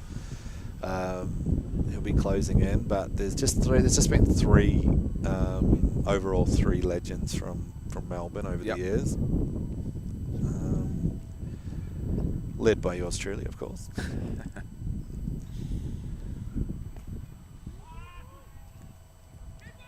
Yeah, we had Tobias Hanger, who's been playing recently in Sydney. He's played most of his cricket down Wollongong and Illawarra sort of ways, but been playing recently in Sydney, and he received his cap last night, which was great to see. We had Bala Iyer, he actually wasn't here last night, but he's with the Blue Chakras. And he's not actually technically quite there yet, but he's only a couple of 100 points away. So Bala will no doubt be getting his shortly. Well, it's a nice little added thing that we do here with LMS, chance to recognise those guys, because we both run these franchises. We have those players who just will play 3-4 games a week, and it's awesome to reward them, and they get their hat. No one can ever take that away from them. Yep. We've in Sydney, we've got I think we're now up to about 18 LMS Legends. So we're actually going to have a game next year between the LMS That's a great Legends. idea. Yeah, great idea. Great. So we're going to do that at North Sydney Oval, which we're very much looking forward to. Just planning all that at the moment.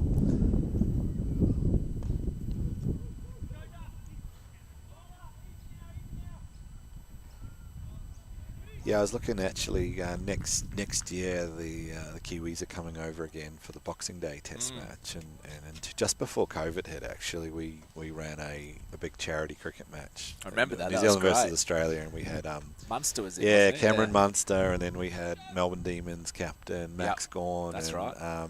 Both have said they would definitely do it again. So Yeah, I'm thinking about lining up a little New Zealand-Australia game. Yeah. Munster, last time I spoke to him, he did say, Jerome Hughes will definitely be keen. So he, wicked. for the Kiwis, maybe Pappenhausen as Yeah, well. yeah. Like That'd be cool.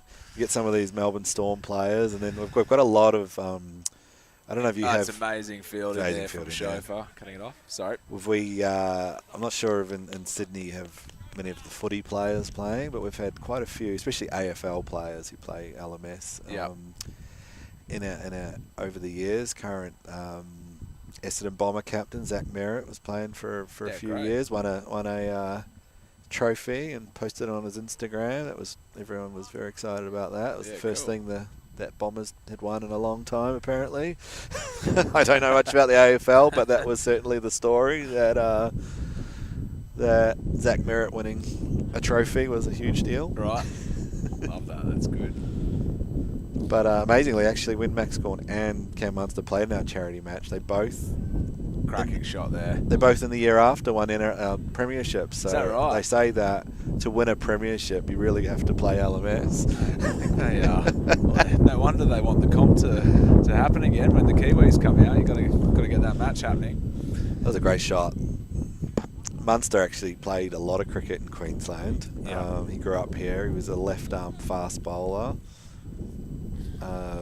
Not sure what club he played for, but he was express pace, and then sort of stopped playing cricket around 16, 17, and then when he came and played LMS, player of the match, first game, just unbelievable. Yeah. Like, there's the talent that runs through these guys who are professional players in their sport. They always just seem to be so talented, whether it's golf or cricket or whatever it is. We have playing in our Sydney comp.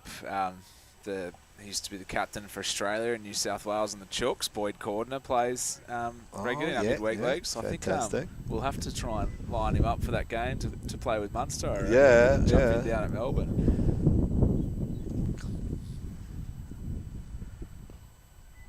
Just have to line up the Northport Oval, which is Dinu's home ground, the beautiful Northport Oval in Port Melbourne there. That's where we played it last time. So there was a link to former league manager of Sydney. Yep, great man Dinu. He's a man that can make things happen, so no doubt he'll get that sorted. Oh, got to play it down, but they're just going to take the single. So the runs are just starting to flow a little bit better, which is good to see. The run rate still hasn't hit the 9. I just do not want to see it get anywhere over that. As he smashes this down the ground, but it's going to go straight to the field, and they're just going to get the 1. And just as I say that, the run rate hits the 9. My concern is obviously as a Melbourne fan is that they haven't made the most of this wind. We saw what Connelly did with the wind, and I think it's going to be there's just a wide there just down the leg side. I think it's going to. We saw that there was 0 boundaries hit into the wind. You know, like in that second 10 of Connelly, there was a few sort of around. I think it's a concern because you're going to have to hit it so hard to get that boundary, but there's only 7-8 balls left with the 6 balls, and they just aren't making the most of the conditions here. 43 for 2 after 8.4. Hasn't been easy for them though, because they've had to rebuild, and they've certainly done that. They've got a good partnership going, so I think that part of it has been done well. But as you say, it's just, you know, they need probably a few more runs from this end. But as long do they run between the wickets well, and they're sort of a fit team? Just want to see a couple of boundaries before the change of innings. I don't mind like a little bit of aggression. Let's clear the rope just like Connelly did. They had a couple of 6s in the first 10. That would make a huge difference. 44 is look at that run rate, 9.27. They'll be talking to each other. 2 batters. That was Andy Michaels just bowled out there, 2 for 11. So absolute. That is a dream. Display.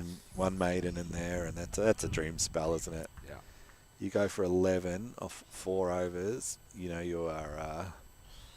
He'd be the hot pick now for player of the match if we were going to stop the game right now. Got 33, so he actually top scored for the Connelly lads. So no, that was Ari. Different one. Ari got 31. Oh, sorry, Yeah. you're right, Andrew Michaels. A little bit of I missed that part of the fake news. Yeah. So we just get the fact checkers out there checking. But yeah, he got 33 off 25, and then 4 overs, 2 for 11. So yeah, but Gopi Kaluri, he bowled beautifully as well. So he got 4 overs, 1 for 18, and he's currently on 24. So I think it's a 2-horse race for player of the match. He just tries to use that wind, but he goes straight to the player. It raced down there. Just can't find that gap between those 2 fielders on the leg side. There's a boundary there if they want it, but it's got to hit the ball hard and in the gap, and it's going to race down with that wind pulling the ball. I want to see a boundary here.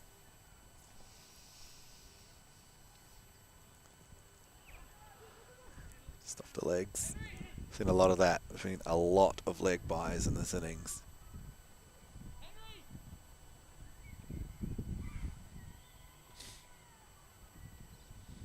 so it's John O'Duff's first over. He's part of that important partnership with Ari there to build the total for Connelly.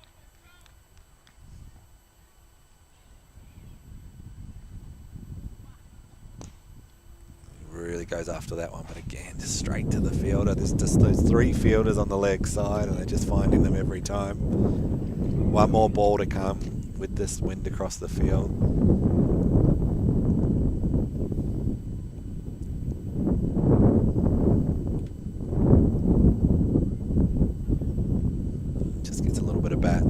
single. Very good over. 10 overs gone, 49 for 2, so that run rate has crept right up to 9.7. This is going to be a very big task to go at almost 10 and over. We saw the Connelly lads, they did pretty well in those last 10, but it was hard to hit boundaries, so I don't think they can leave this too late. They can't. They've got to have some big overs. They've got to use this gigantic field. This is only 8 players aside, and you've got gaps galore. There could be 2 on every ball if you can just get it in the right spot. Get the occasional boundary.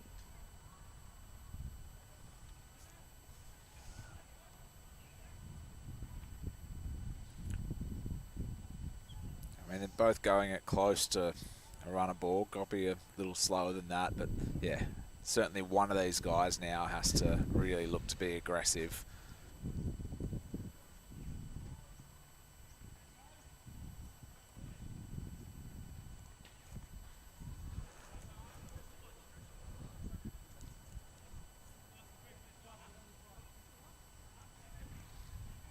Goppy's got a career strike rate of 191, so certainly score quickly. It's a different ball game though, this, isn't it, than some of our little fields in Ascot Vale and in the city of Melbourne. He just punches one down the ground just for the single.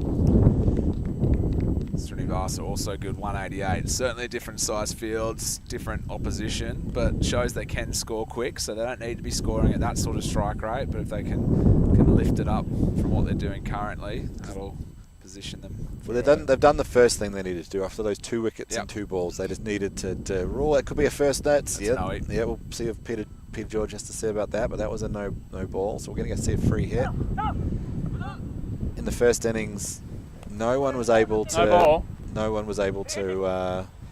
make the most of the free hits. All of the free hits in this game have been either dots or singles. I wanted to see one person just connect here. He just smashes it. There we go. History repeats.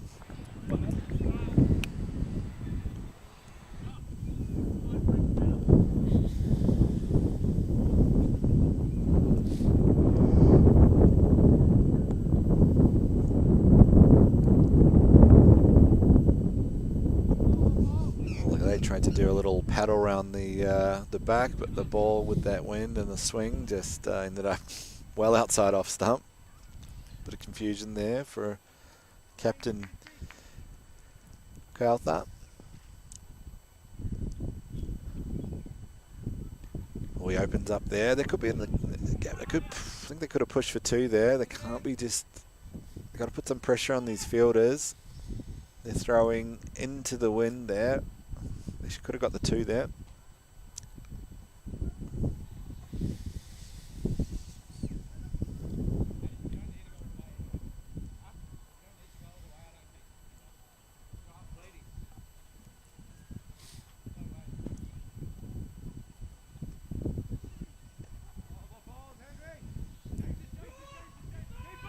Yeah, they're going to get the 2 there. So that's better running. It's a big throw, but good running. Take the 2. We've got the great James Shofar who's going to come in for some of the commentary, probably to defend why he should be selected tomorrow after a good start for Connelly here. Good, we'll get a bit of an insight into the Connelly team. Welcome. Thank you very much. How do you feel? This game has sort of gone in ebbs and flows, but you have to be pretty happy right now with 90 or 45 balls. We've started well for sure at the field. Andy Mix, 4 overs, 2 for 12 will get you a good start. That was an incredible bowling spell. Yeah. With the bat, after 5 overs, you were absolutely cruising. 10 and over, and it looked like a monster score, but it slowed down quite a lot. There were a lot of wickets, and what were you thinking at half-time with the 145? Halfway, 145 was definitely worth taking at one point.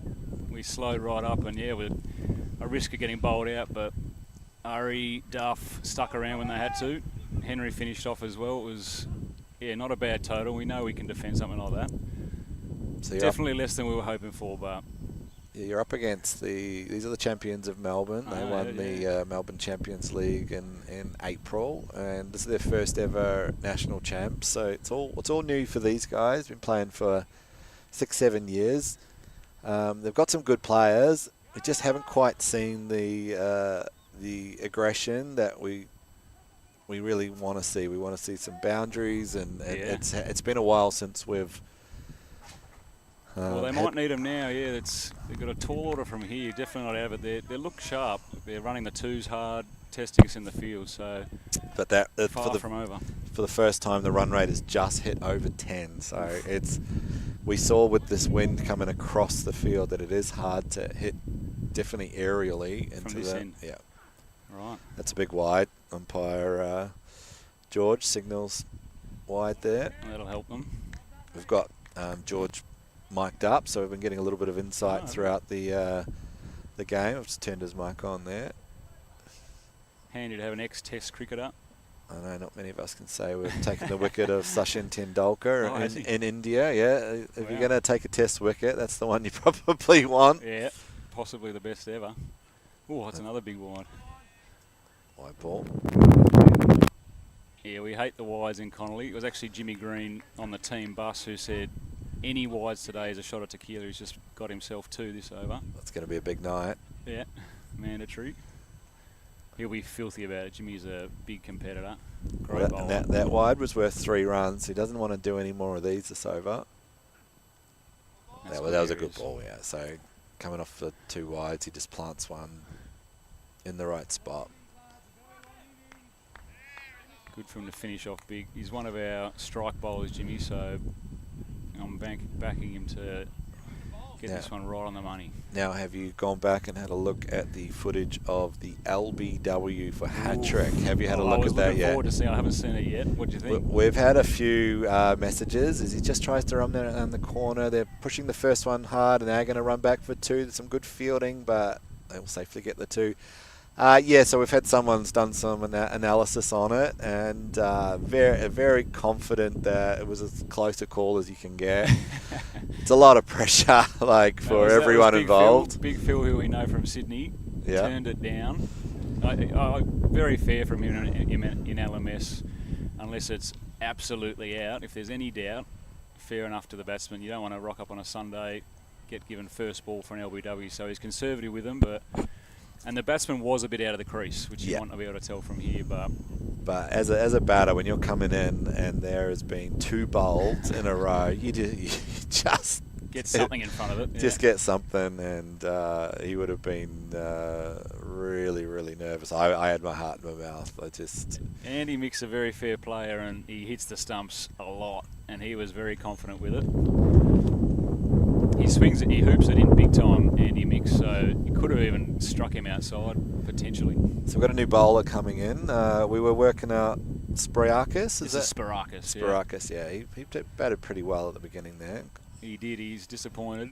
He put a charge on and edge behind. Yeah, we saw that. Came off saying, why did I do that? He was looking good. He just came in on a long haul flight. Where from? Back from the States. Sydney, then to Gold Coast yesterday morning. All for the love of cricket, eh? So he's warming into it. He's hoping to sort of hit a good spot with these offies.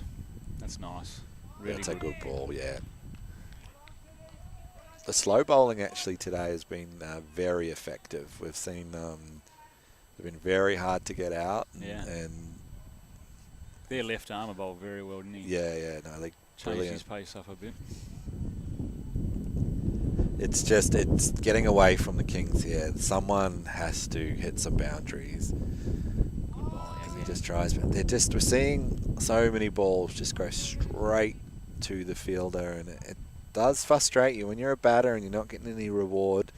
We actually saw that in the first innings when there was that run out. There had been 3 or 4 in a row that had been hit out of the middle, just beautiful shots straight to fielders, and then on that 5th one and about 6 balls, the lads tried to push the 2, and there was a beautiful run out. So pressure. Yeah, it is frustrating as a bat. You hit it really nicely. You pick out one of the 6 fielders out there. I know, because it's This just has an been a great enormous over from field. Yeah, Sparacus. this is very good. They're going to try and Pushing sneak again. the two. Yeah, luckily. So is this your first national champs? Or did you come last time? Connelly did a national champs 2 years ago. How was that experience? Brilliant. Great experience. Brilliant up here, Runaway Bay. Little festival of cricket up here, all the teams. And in the context of LMS, you're a reasonably new team to LMS. Relatively new team, yes, probably sort of 4 or 5 years. Connelly's been at it. They absolutely love it too, so I expect them to be around for quite a while. Core of the team's a bunch of mates, sort of from a long way back.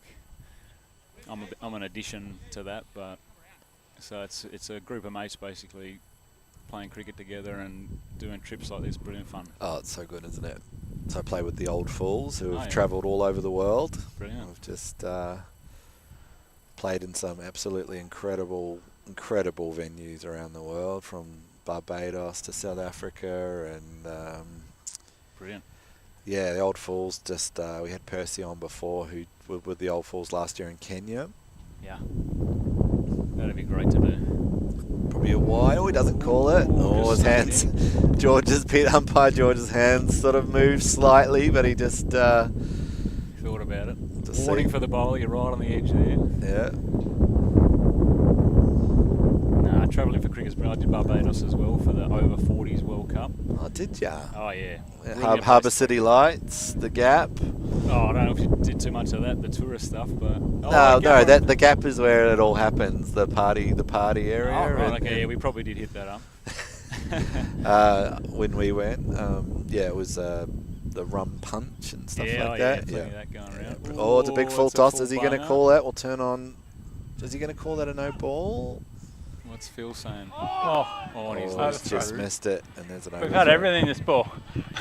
This is George, the umpire, Peter George. Marginal full toss, but not no ball, and then just everything else happening. Almost a catch, almost a run out.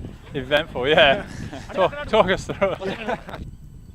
How good is it to have this technology? Like, I think about, I've been involved with Last Man Standing since 2009, and if you had told me back then what we could do now, like, you know, with this whole setup, having an umpire mic'd up, just then getting a little insight. Now that one's again, or we might turn Peter George on again, because that was another call. Let's see what he says here. No. Came down the pitch. Came down the pitch. So go P. How it works is you're standing upright at the popping crease. That's the line there. So if you're here at the crease, What about the previous ball?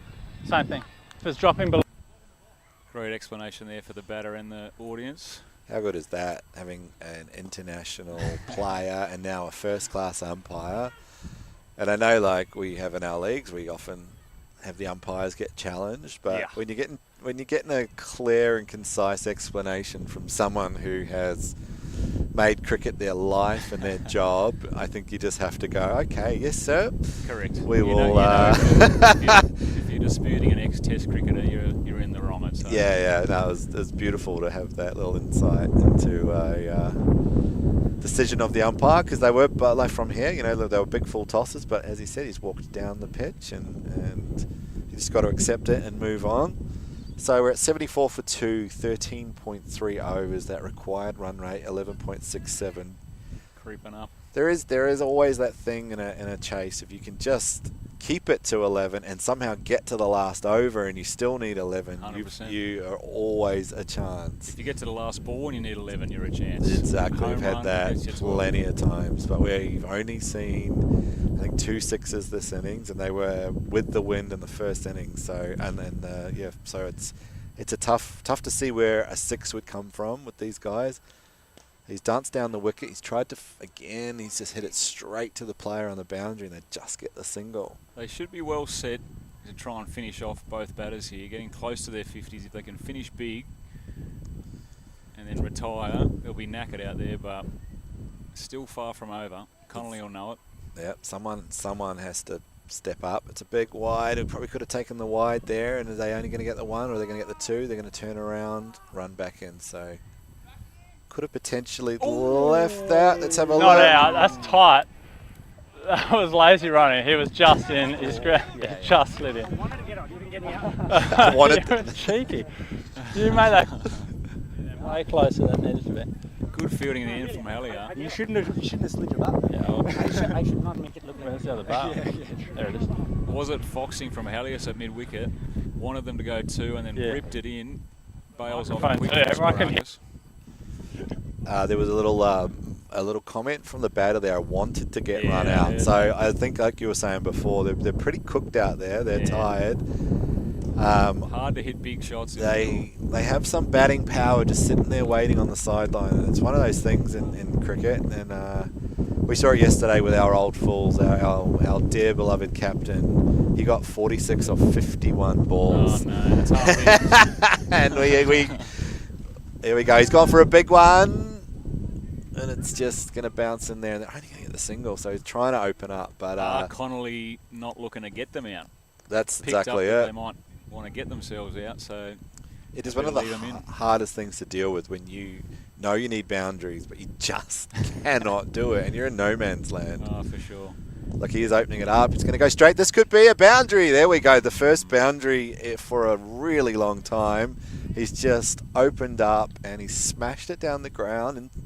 And it's a good sign, Very good as hit. he's on 48, so he is very close to retiring. Just got to keep doing that. Somehow keep that run rate around that 11 or 12. Just get to the last over and let's have that grandstand finish that we all want to see. Probably not you as a Connelly No, player, I'd be happy for them to go all out right now. but there's a lot of people watching. I know a lot of people are watching in Melbourne, getting lots of comments from Excellent. all the people. DDD Kings are a much well-loved team. Excellent. New bowler here, Ari. He had a What's he going to offer? he bowls a couple of different methods. He's a leg spinner, but this looks like he might be seam up meds. Generally swings them in, not sure at this stage of the innings, but just try and put it on a good length. Oh, so He's oh, giving he's it going the to wide. wide. Interesting. Look like that. He did get across. See what Peter George says to the bowler here.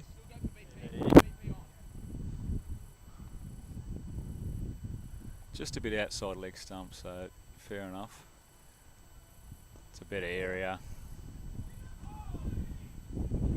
Did the batter hit that? Did the batter touch that? Go, Pete. Here we go.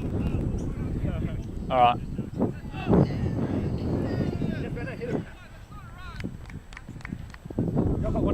Some conjecture. Yeah, it's because it is important because he's on 48 and they kind of want to keep him out there. That's what that seems to be what they're saying.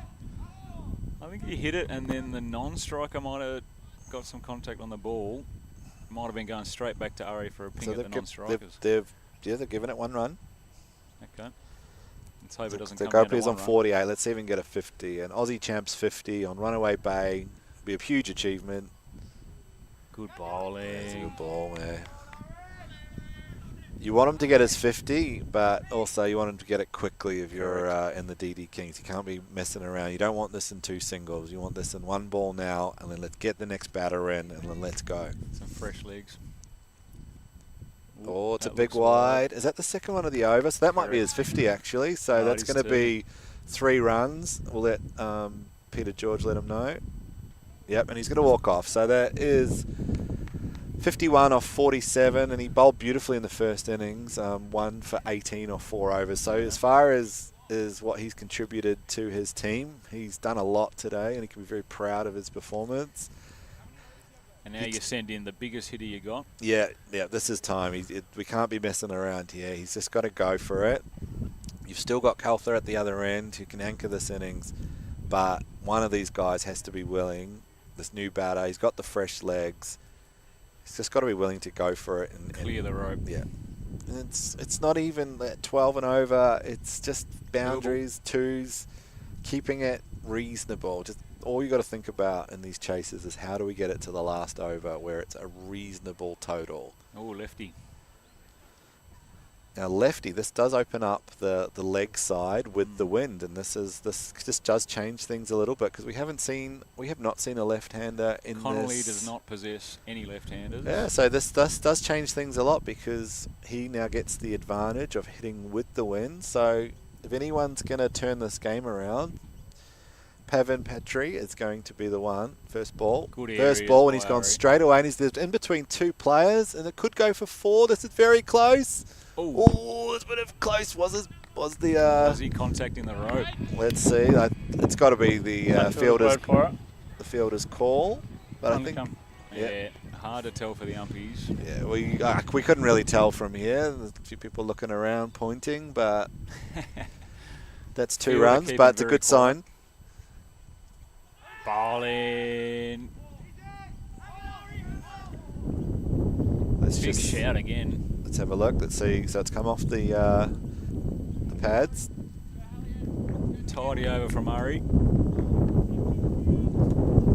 The 1 second wide of the over cost him a bit, but otherwise good areas from Murray. So 53 off 20 balls. So it really is It's just. in the balance, isn't it? And this is the skipper.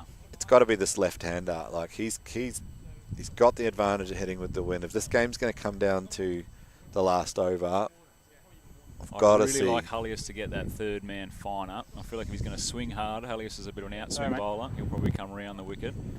You've I used can see them flying off. down quite the field. unusual, but you've used 7 different bowlers. The Oh, Connelly. very Is good. that a normal thing for you guys, or would you? Normal enough, yeah. Maybe 6 or 7. Everyone does a bit of everything. Nice to see. It's what it's all about. So keeper's the only one that hasn't. Oh, this is a good one. This is straight to the fielder again. We've just seen so much of that today, considering there's only the 3 fielders on each side. The amount of You got times. me over to the right here. Back over to the righty. No, correct. And we'll credit Hullius to skipper for perfect field positions. Yeah. But no, it is a bit of luck. No, when you're batting and you hit one well, you look up if is it in the gap or is it at the fielder. Oh, that's a Oh, yeah, it was just paddled round the corner. nonchalantly. Come on, is rammed. that? Oh, I think he really thought that was going for 4. He didn't run that hard at all. He didn't even look down there. Yeah, he was just. But still gets the 2 runs. But you just got to. Go hard. Every run is important. So push that first one. I'm surprised it didn't actually. I thought he must have got a pretty decent piece of that. Pace bowler. Nice little shot. Yeah, really good shot. Hallius won't be happy about getting rammed. Bowling. Oh, there's a gap there. This could be 4 runs. He was in quite a way. He'd come in the. That's Yeah, 4 runs. I think we should be on the boundaries here. So yeah, you're fielded there. Who's that Tom, fielder live to there? air. You got Can't any see. comments for me? I won't name and Who'd it shame come? him. Oh, just live to air. For those what are you comments thinking? crushing You over. trying to get him out? Or you trying to get a Oh, dot? listen to this. Or just I give don't him know, one? but now that I know you got the mic, I'll think I'll give you Yeah, give us something. Yeah. Getting an insight. What was that about? He just said, "Well, you're mic'd up." At this point in the game, you're probably less interested Oh, in so Hallius wickets has than to you are keep- in dot. Hallius has to keep the expletives to a minimum. You know, He'll have to keep them in Greek. That's bowling. it's the one. Oh, come on, what's going on? Live stream there. Gee, didn't take the second, it was on for the overthrow. It's all about the live stream. Yeah, a bit of shape there, John. A little bit about. Not bad. I was outside, a going to little tell you I bit. was going to bowl you. All right. Okay. Yeah, he does have good shape. York's coming, outswing. Coming back to the left. He likes bowling lefties, Hallier. He loves swinging it in. It's great to see just an umpire getting involved with the banter and this is what it's all about. He'd be good for a couple of fast bowling tips, no doubt about that. Oh, that's a good good bowling swing. Oh, almost an opportunity, Gone. and it's a run out. Don't take on Sparakis. And over. The run out king. Had a chance to fumble and still cleared him up. How's their run rate required? Yeah, it's 15. I'm just. I'm disappointed as that was Isn't the that bowling? left-hander. Put it up and wing. Yeah, it would have been interesting to see if you clear over to the grandstand. In over chat, here. because I've got the. What do you got for us? What do you got for us? It's in the team We're meeting. in the team huddle. We've been chance for a bonus. Bonus point 100. Alright. Yes, because you need to keep him under Yeah, 115. bowling goals, win with Oh, they're bonus talking point, bonus restrict point. team to less than 116. Okay, so what are we at now? 15. So they're on. Oh, they need 45. What are they on? 101. Okay. 17 or 15. 15. Yeah. We can So do that. Halius is already thinking bonus point. Yeah, 101. So need to restrict them to under 116. So 115 is a bonus point. 115 or less, and Connelly gets the winning bonus points. 116 or more, and the DDD Kings get the losing bonus points if they lose. I like that they're thinking about that because it's showing a real arrogance. And when this It all is goes showing a bit of pear-shaped and they arrogance, get 45 and 3 overs, we'll come back and say, We will. when you started thinking about the bonus point rather than just winning the game. Everything turned to that. Yeah, that would be brilliant. The good news for the DD Kings is we've got another left-hand batter. So we've got the left-hand batter to get run out. It just means there's another one. He's looking to go. I reckon. He does. Look at that. He's got the Good big intent. stance. He's been waiting for this moment. It's a good ball to start. You don't want that first up. Oh, it's hit him. a toe crusher, is it? Yeah, They let's see bowled what. him. Wait, He's he's bowled. He's bowled. cleaned him up leg stump. I was about to say, yeah, pressure. Oh, it is. Look at if that, He gets yeah. it right, he's hard to hit, and that was bang on the money. Toe crusher, base First of leg ball. stump, probably shaping into base of leg stump. Yeah, you don't want that first ball, particularly if you're looking to go. And that's for the second time in this innings we've seen back-to-back wickets. So we saw the run out and then we've seen the bowled. Could be on for a classic team hat-trick here. Run out, through the over, bowled, on a team hat-trick. Do they know about it? Do they care? We brought the field in for Andy Mick's hat-trick ball. Should have had the LBW as we ball through.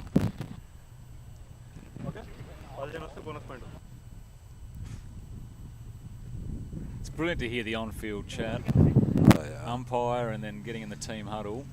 Feel like you're out there.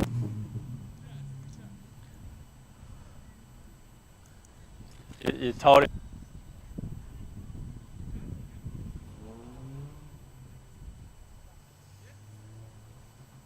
You could almost just have the live feed going the entire time. Oh, incredible. Yeah, it's such an insight. Yeah.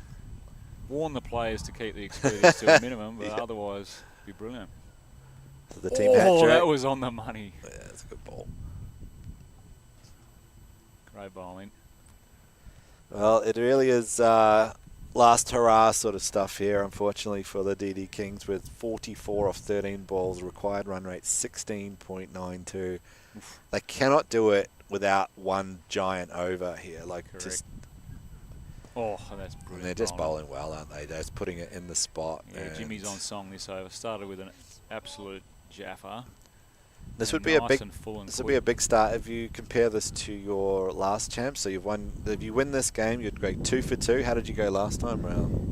It was the old pool format, and so 3 games in the group stage, and there was washouts, so only played 2, Yep. won 1, lost 1, including conceding a hat-trick in that loss, then won our round of 32, and then got knocked out in the round of 16. There you go. Still pretty good achievement. But would you say that you guys are all better for the experience of that? Definitely the experience of that, and even just playing a lot more LMS since. Yeah. You know, get to know our game a lot better. Just know, where we're at. I think that first Oz champs, we were, not sure if we were going to compete well at all, but Yeah. much more confident this time round. Well, here we go. Let's see That what is a beamer. George says here. He's definitely going to call this one. All I want to see today is one player actually use this free hit and just tonk one out of this beautiful Runaway Bay #1 cricket field. It is funny how you know. We're 6-0. No one's been able to even get more than one run. There's been 3 or 4 dots and a couple of singles. Like, just let's go. This is it. Yeah, guys trying to hit it way too hard, I think. Drops it in That's a short. good He's gone hit. for it. It's a big one. This could be it. And it is. Yeah, well, there we go. Just 4 runs, 1 bounce. But there we go. And over. Finally, someone decides that a free hit is actually a free hit. A chance to smack that ball. And Yeah, is it no, too that's little, what they too need. late? But That's 2 what they overs to need. go. 37. In our local leagues, if this was a game in Melbourne, you'd say, oh, you got a chance because we play some pretty small fields, especially in the winter. Yep. We see a lot of games, but 37 on this gigantic field. Really, this over would have to be minimum 18 runs. Yep, I was going to ask you what you reckon they need off this over. So this will be Halius for the second last, and I'd say Jimmy Green will be bowling the last. So 2 good bowlers going to have to catch fire here, both batsmen pretty much. Edges over the keeper, big sixes, needs to all happen here. Bonus point looking highly unlikely now. It's good bowling. No wide call. Let's see what George says. That's interesting.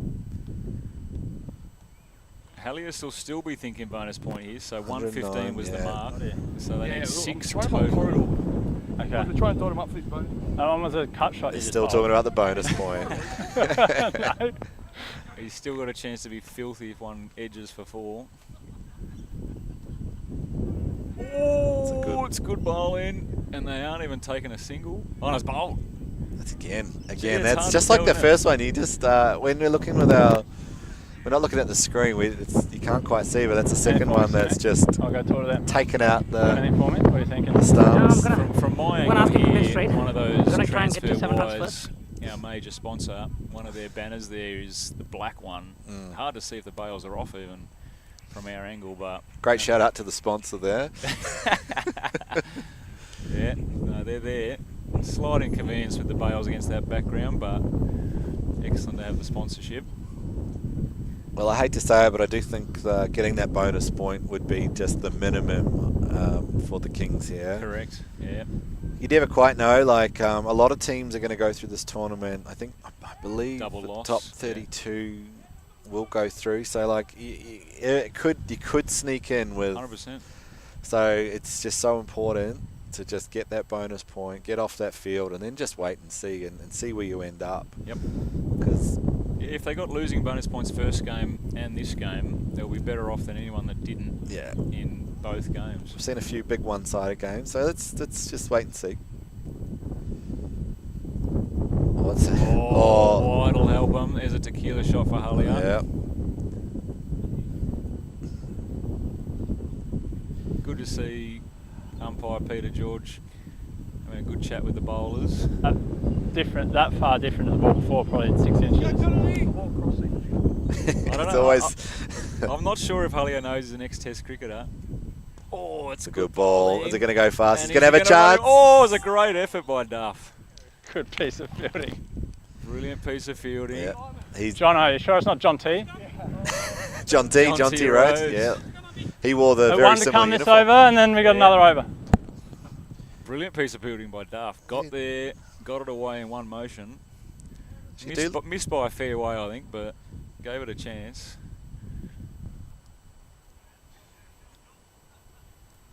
That should be all right. That is a good ball. Oh!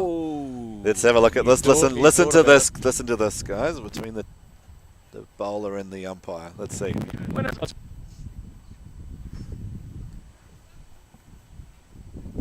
Not working. He might have got bleeped out. Yeah, we might have had that order like they have at the Yeah, so Oscars. Yeah. It's there. The 5-second delay. So according to the letter of the law, like that's where it's going over. You're saying there, of course, because you bowled No, it. I'm saying it was like here. Yeah, it's outside leg, and it missed the leg side of him. You watch that ball on a TV game, that's not a wide because of where he moved, but LMS it is. LMS, understand the rule is if it misses leg stump to the leg side and obviously the batter to the leg side, that's just automatic wide. But For those just tuning in, the umpire is a former Australian Test bowler and a current first-class cricket umpire, so he sure knows what he's talking about. And he'd be reluctant as a fast bowler to give the wides, but he's being very fair. This is going to go through. This is actually this is the 116, so the bonus point, I believe, we just need the one. No, they got it now, I think. Yeah, so there we go. So They've even got a 3. Oh no, run out, but the 2 will count. it's all happening. Was that Sparakis again with a direct hit? It's the bonus point bowling goals is restrict them to less than 116. So we'll take the 2 runs unless there was a complete and utter capitulation. They should once George updates. Yeah, so unless they somehow in 4 balls don't score a run. I think it was even 116 or above for them. gets it. So we need to restrict them to less than 116. The So I think batting they're goals score between 116 and 145. Yeah, you're right. there. So, they're there. well, that's something. And I'll make it official on the commentary. It was Hullier's second leg side wide there that cost it.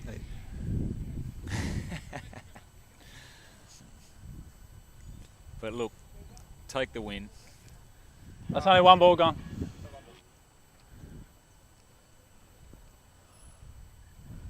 We'll take the win. We were nervous, certainly at 4 for 70 or 60 or whatever we were, to get a decent total and restrict them to this.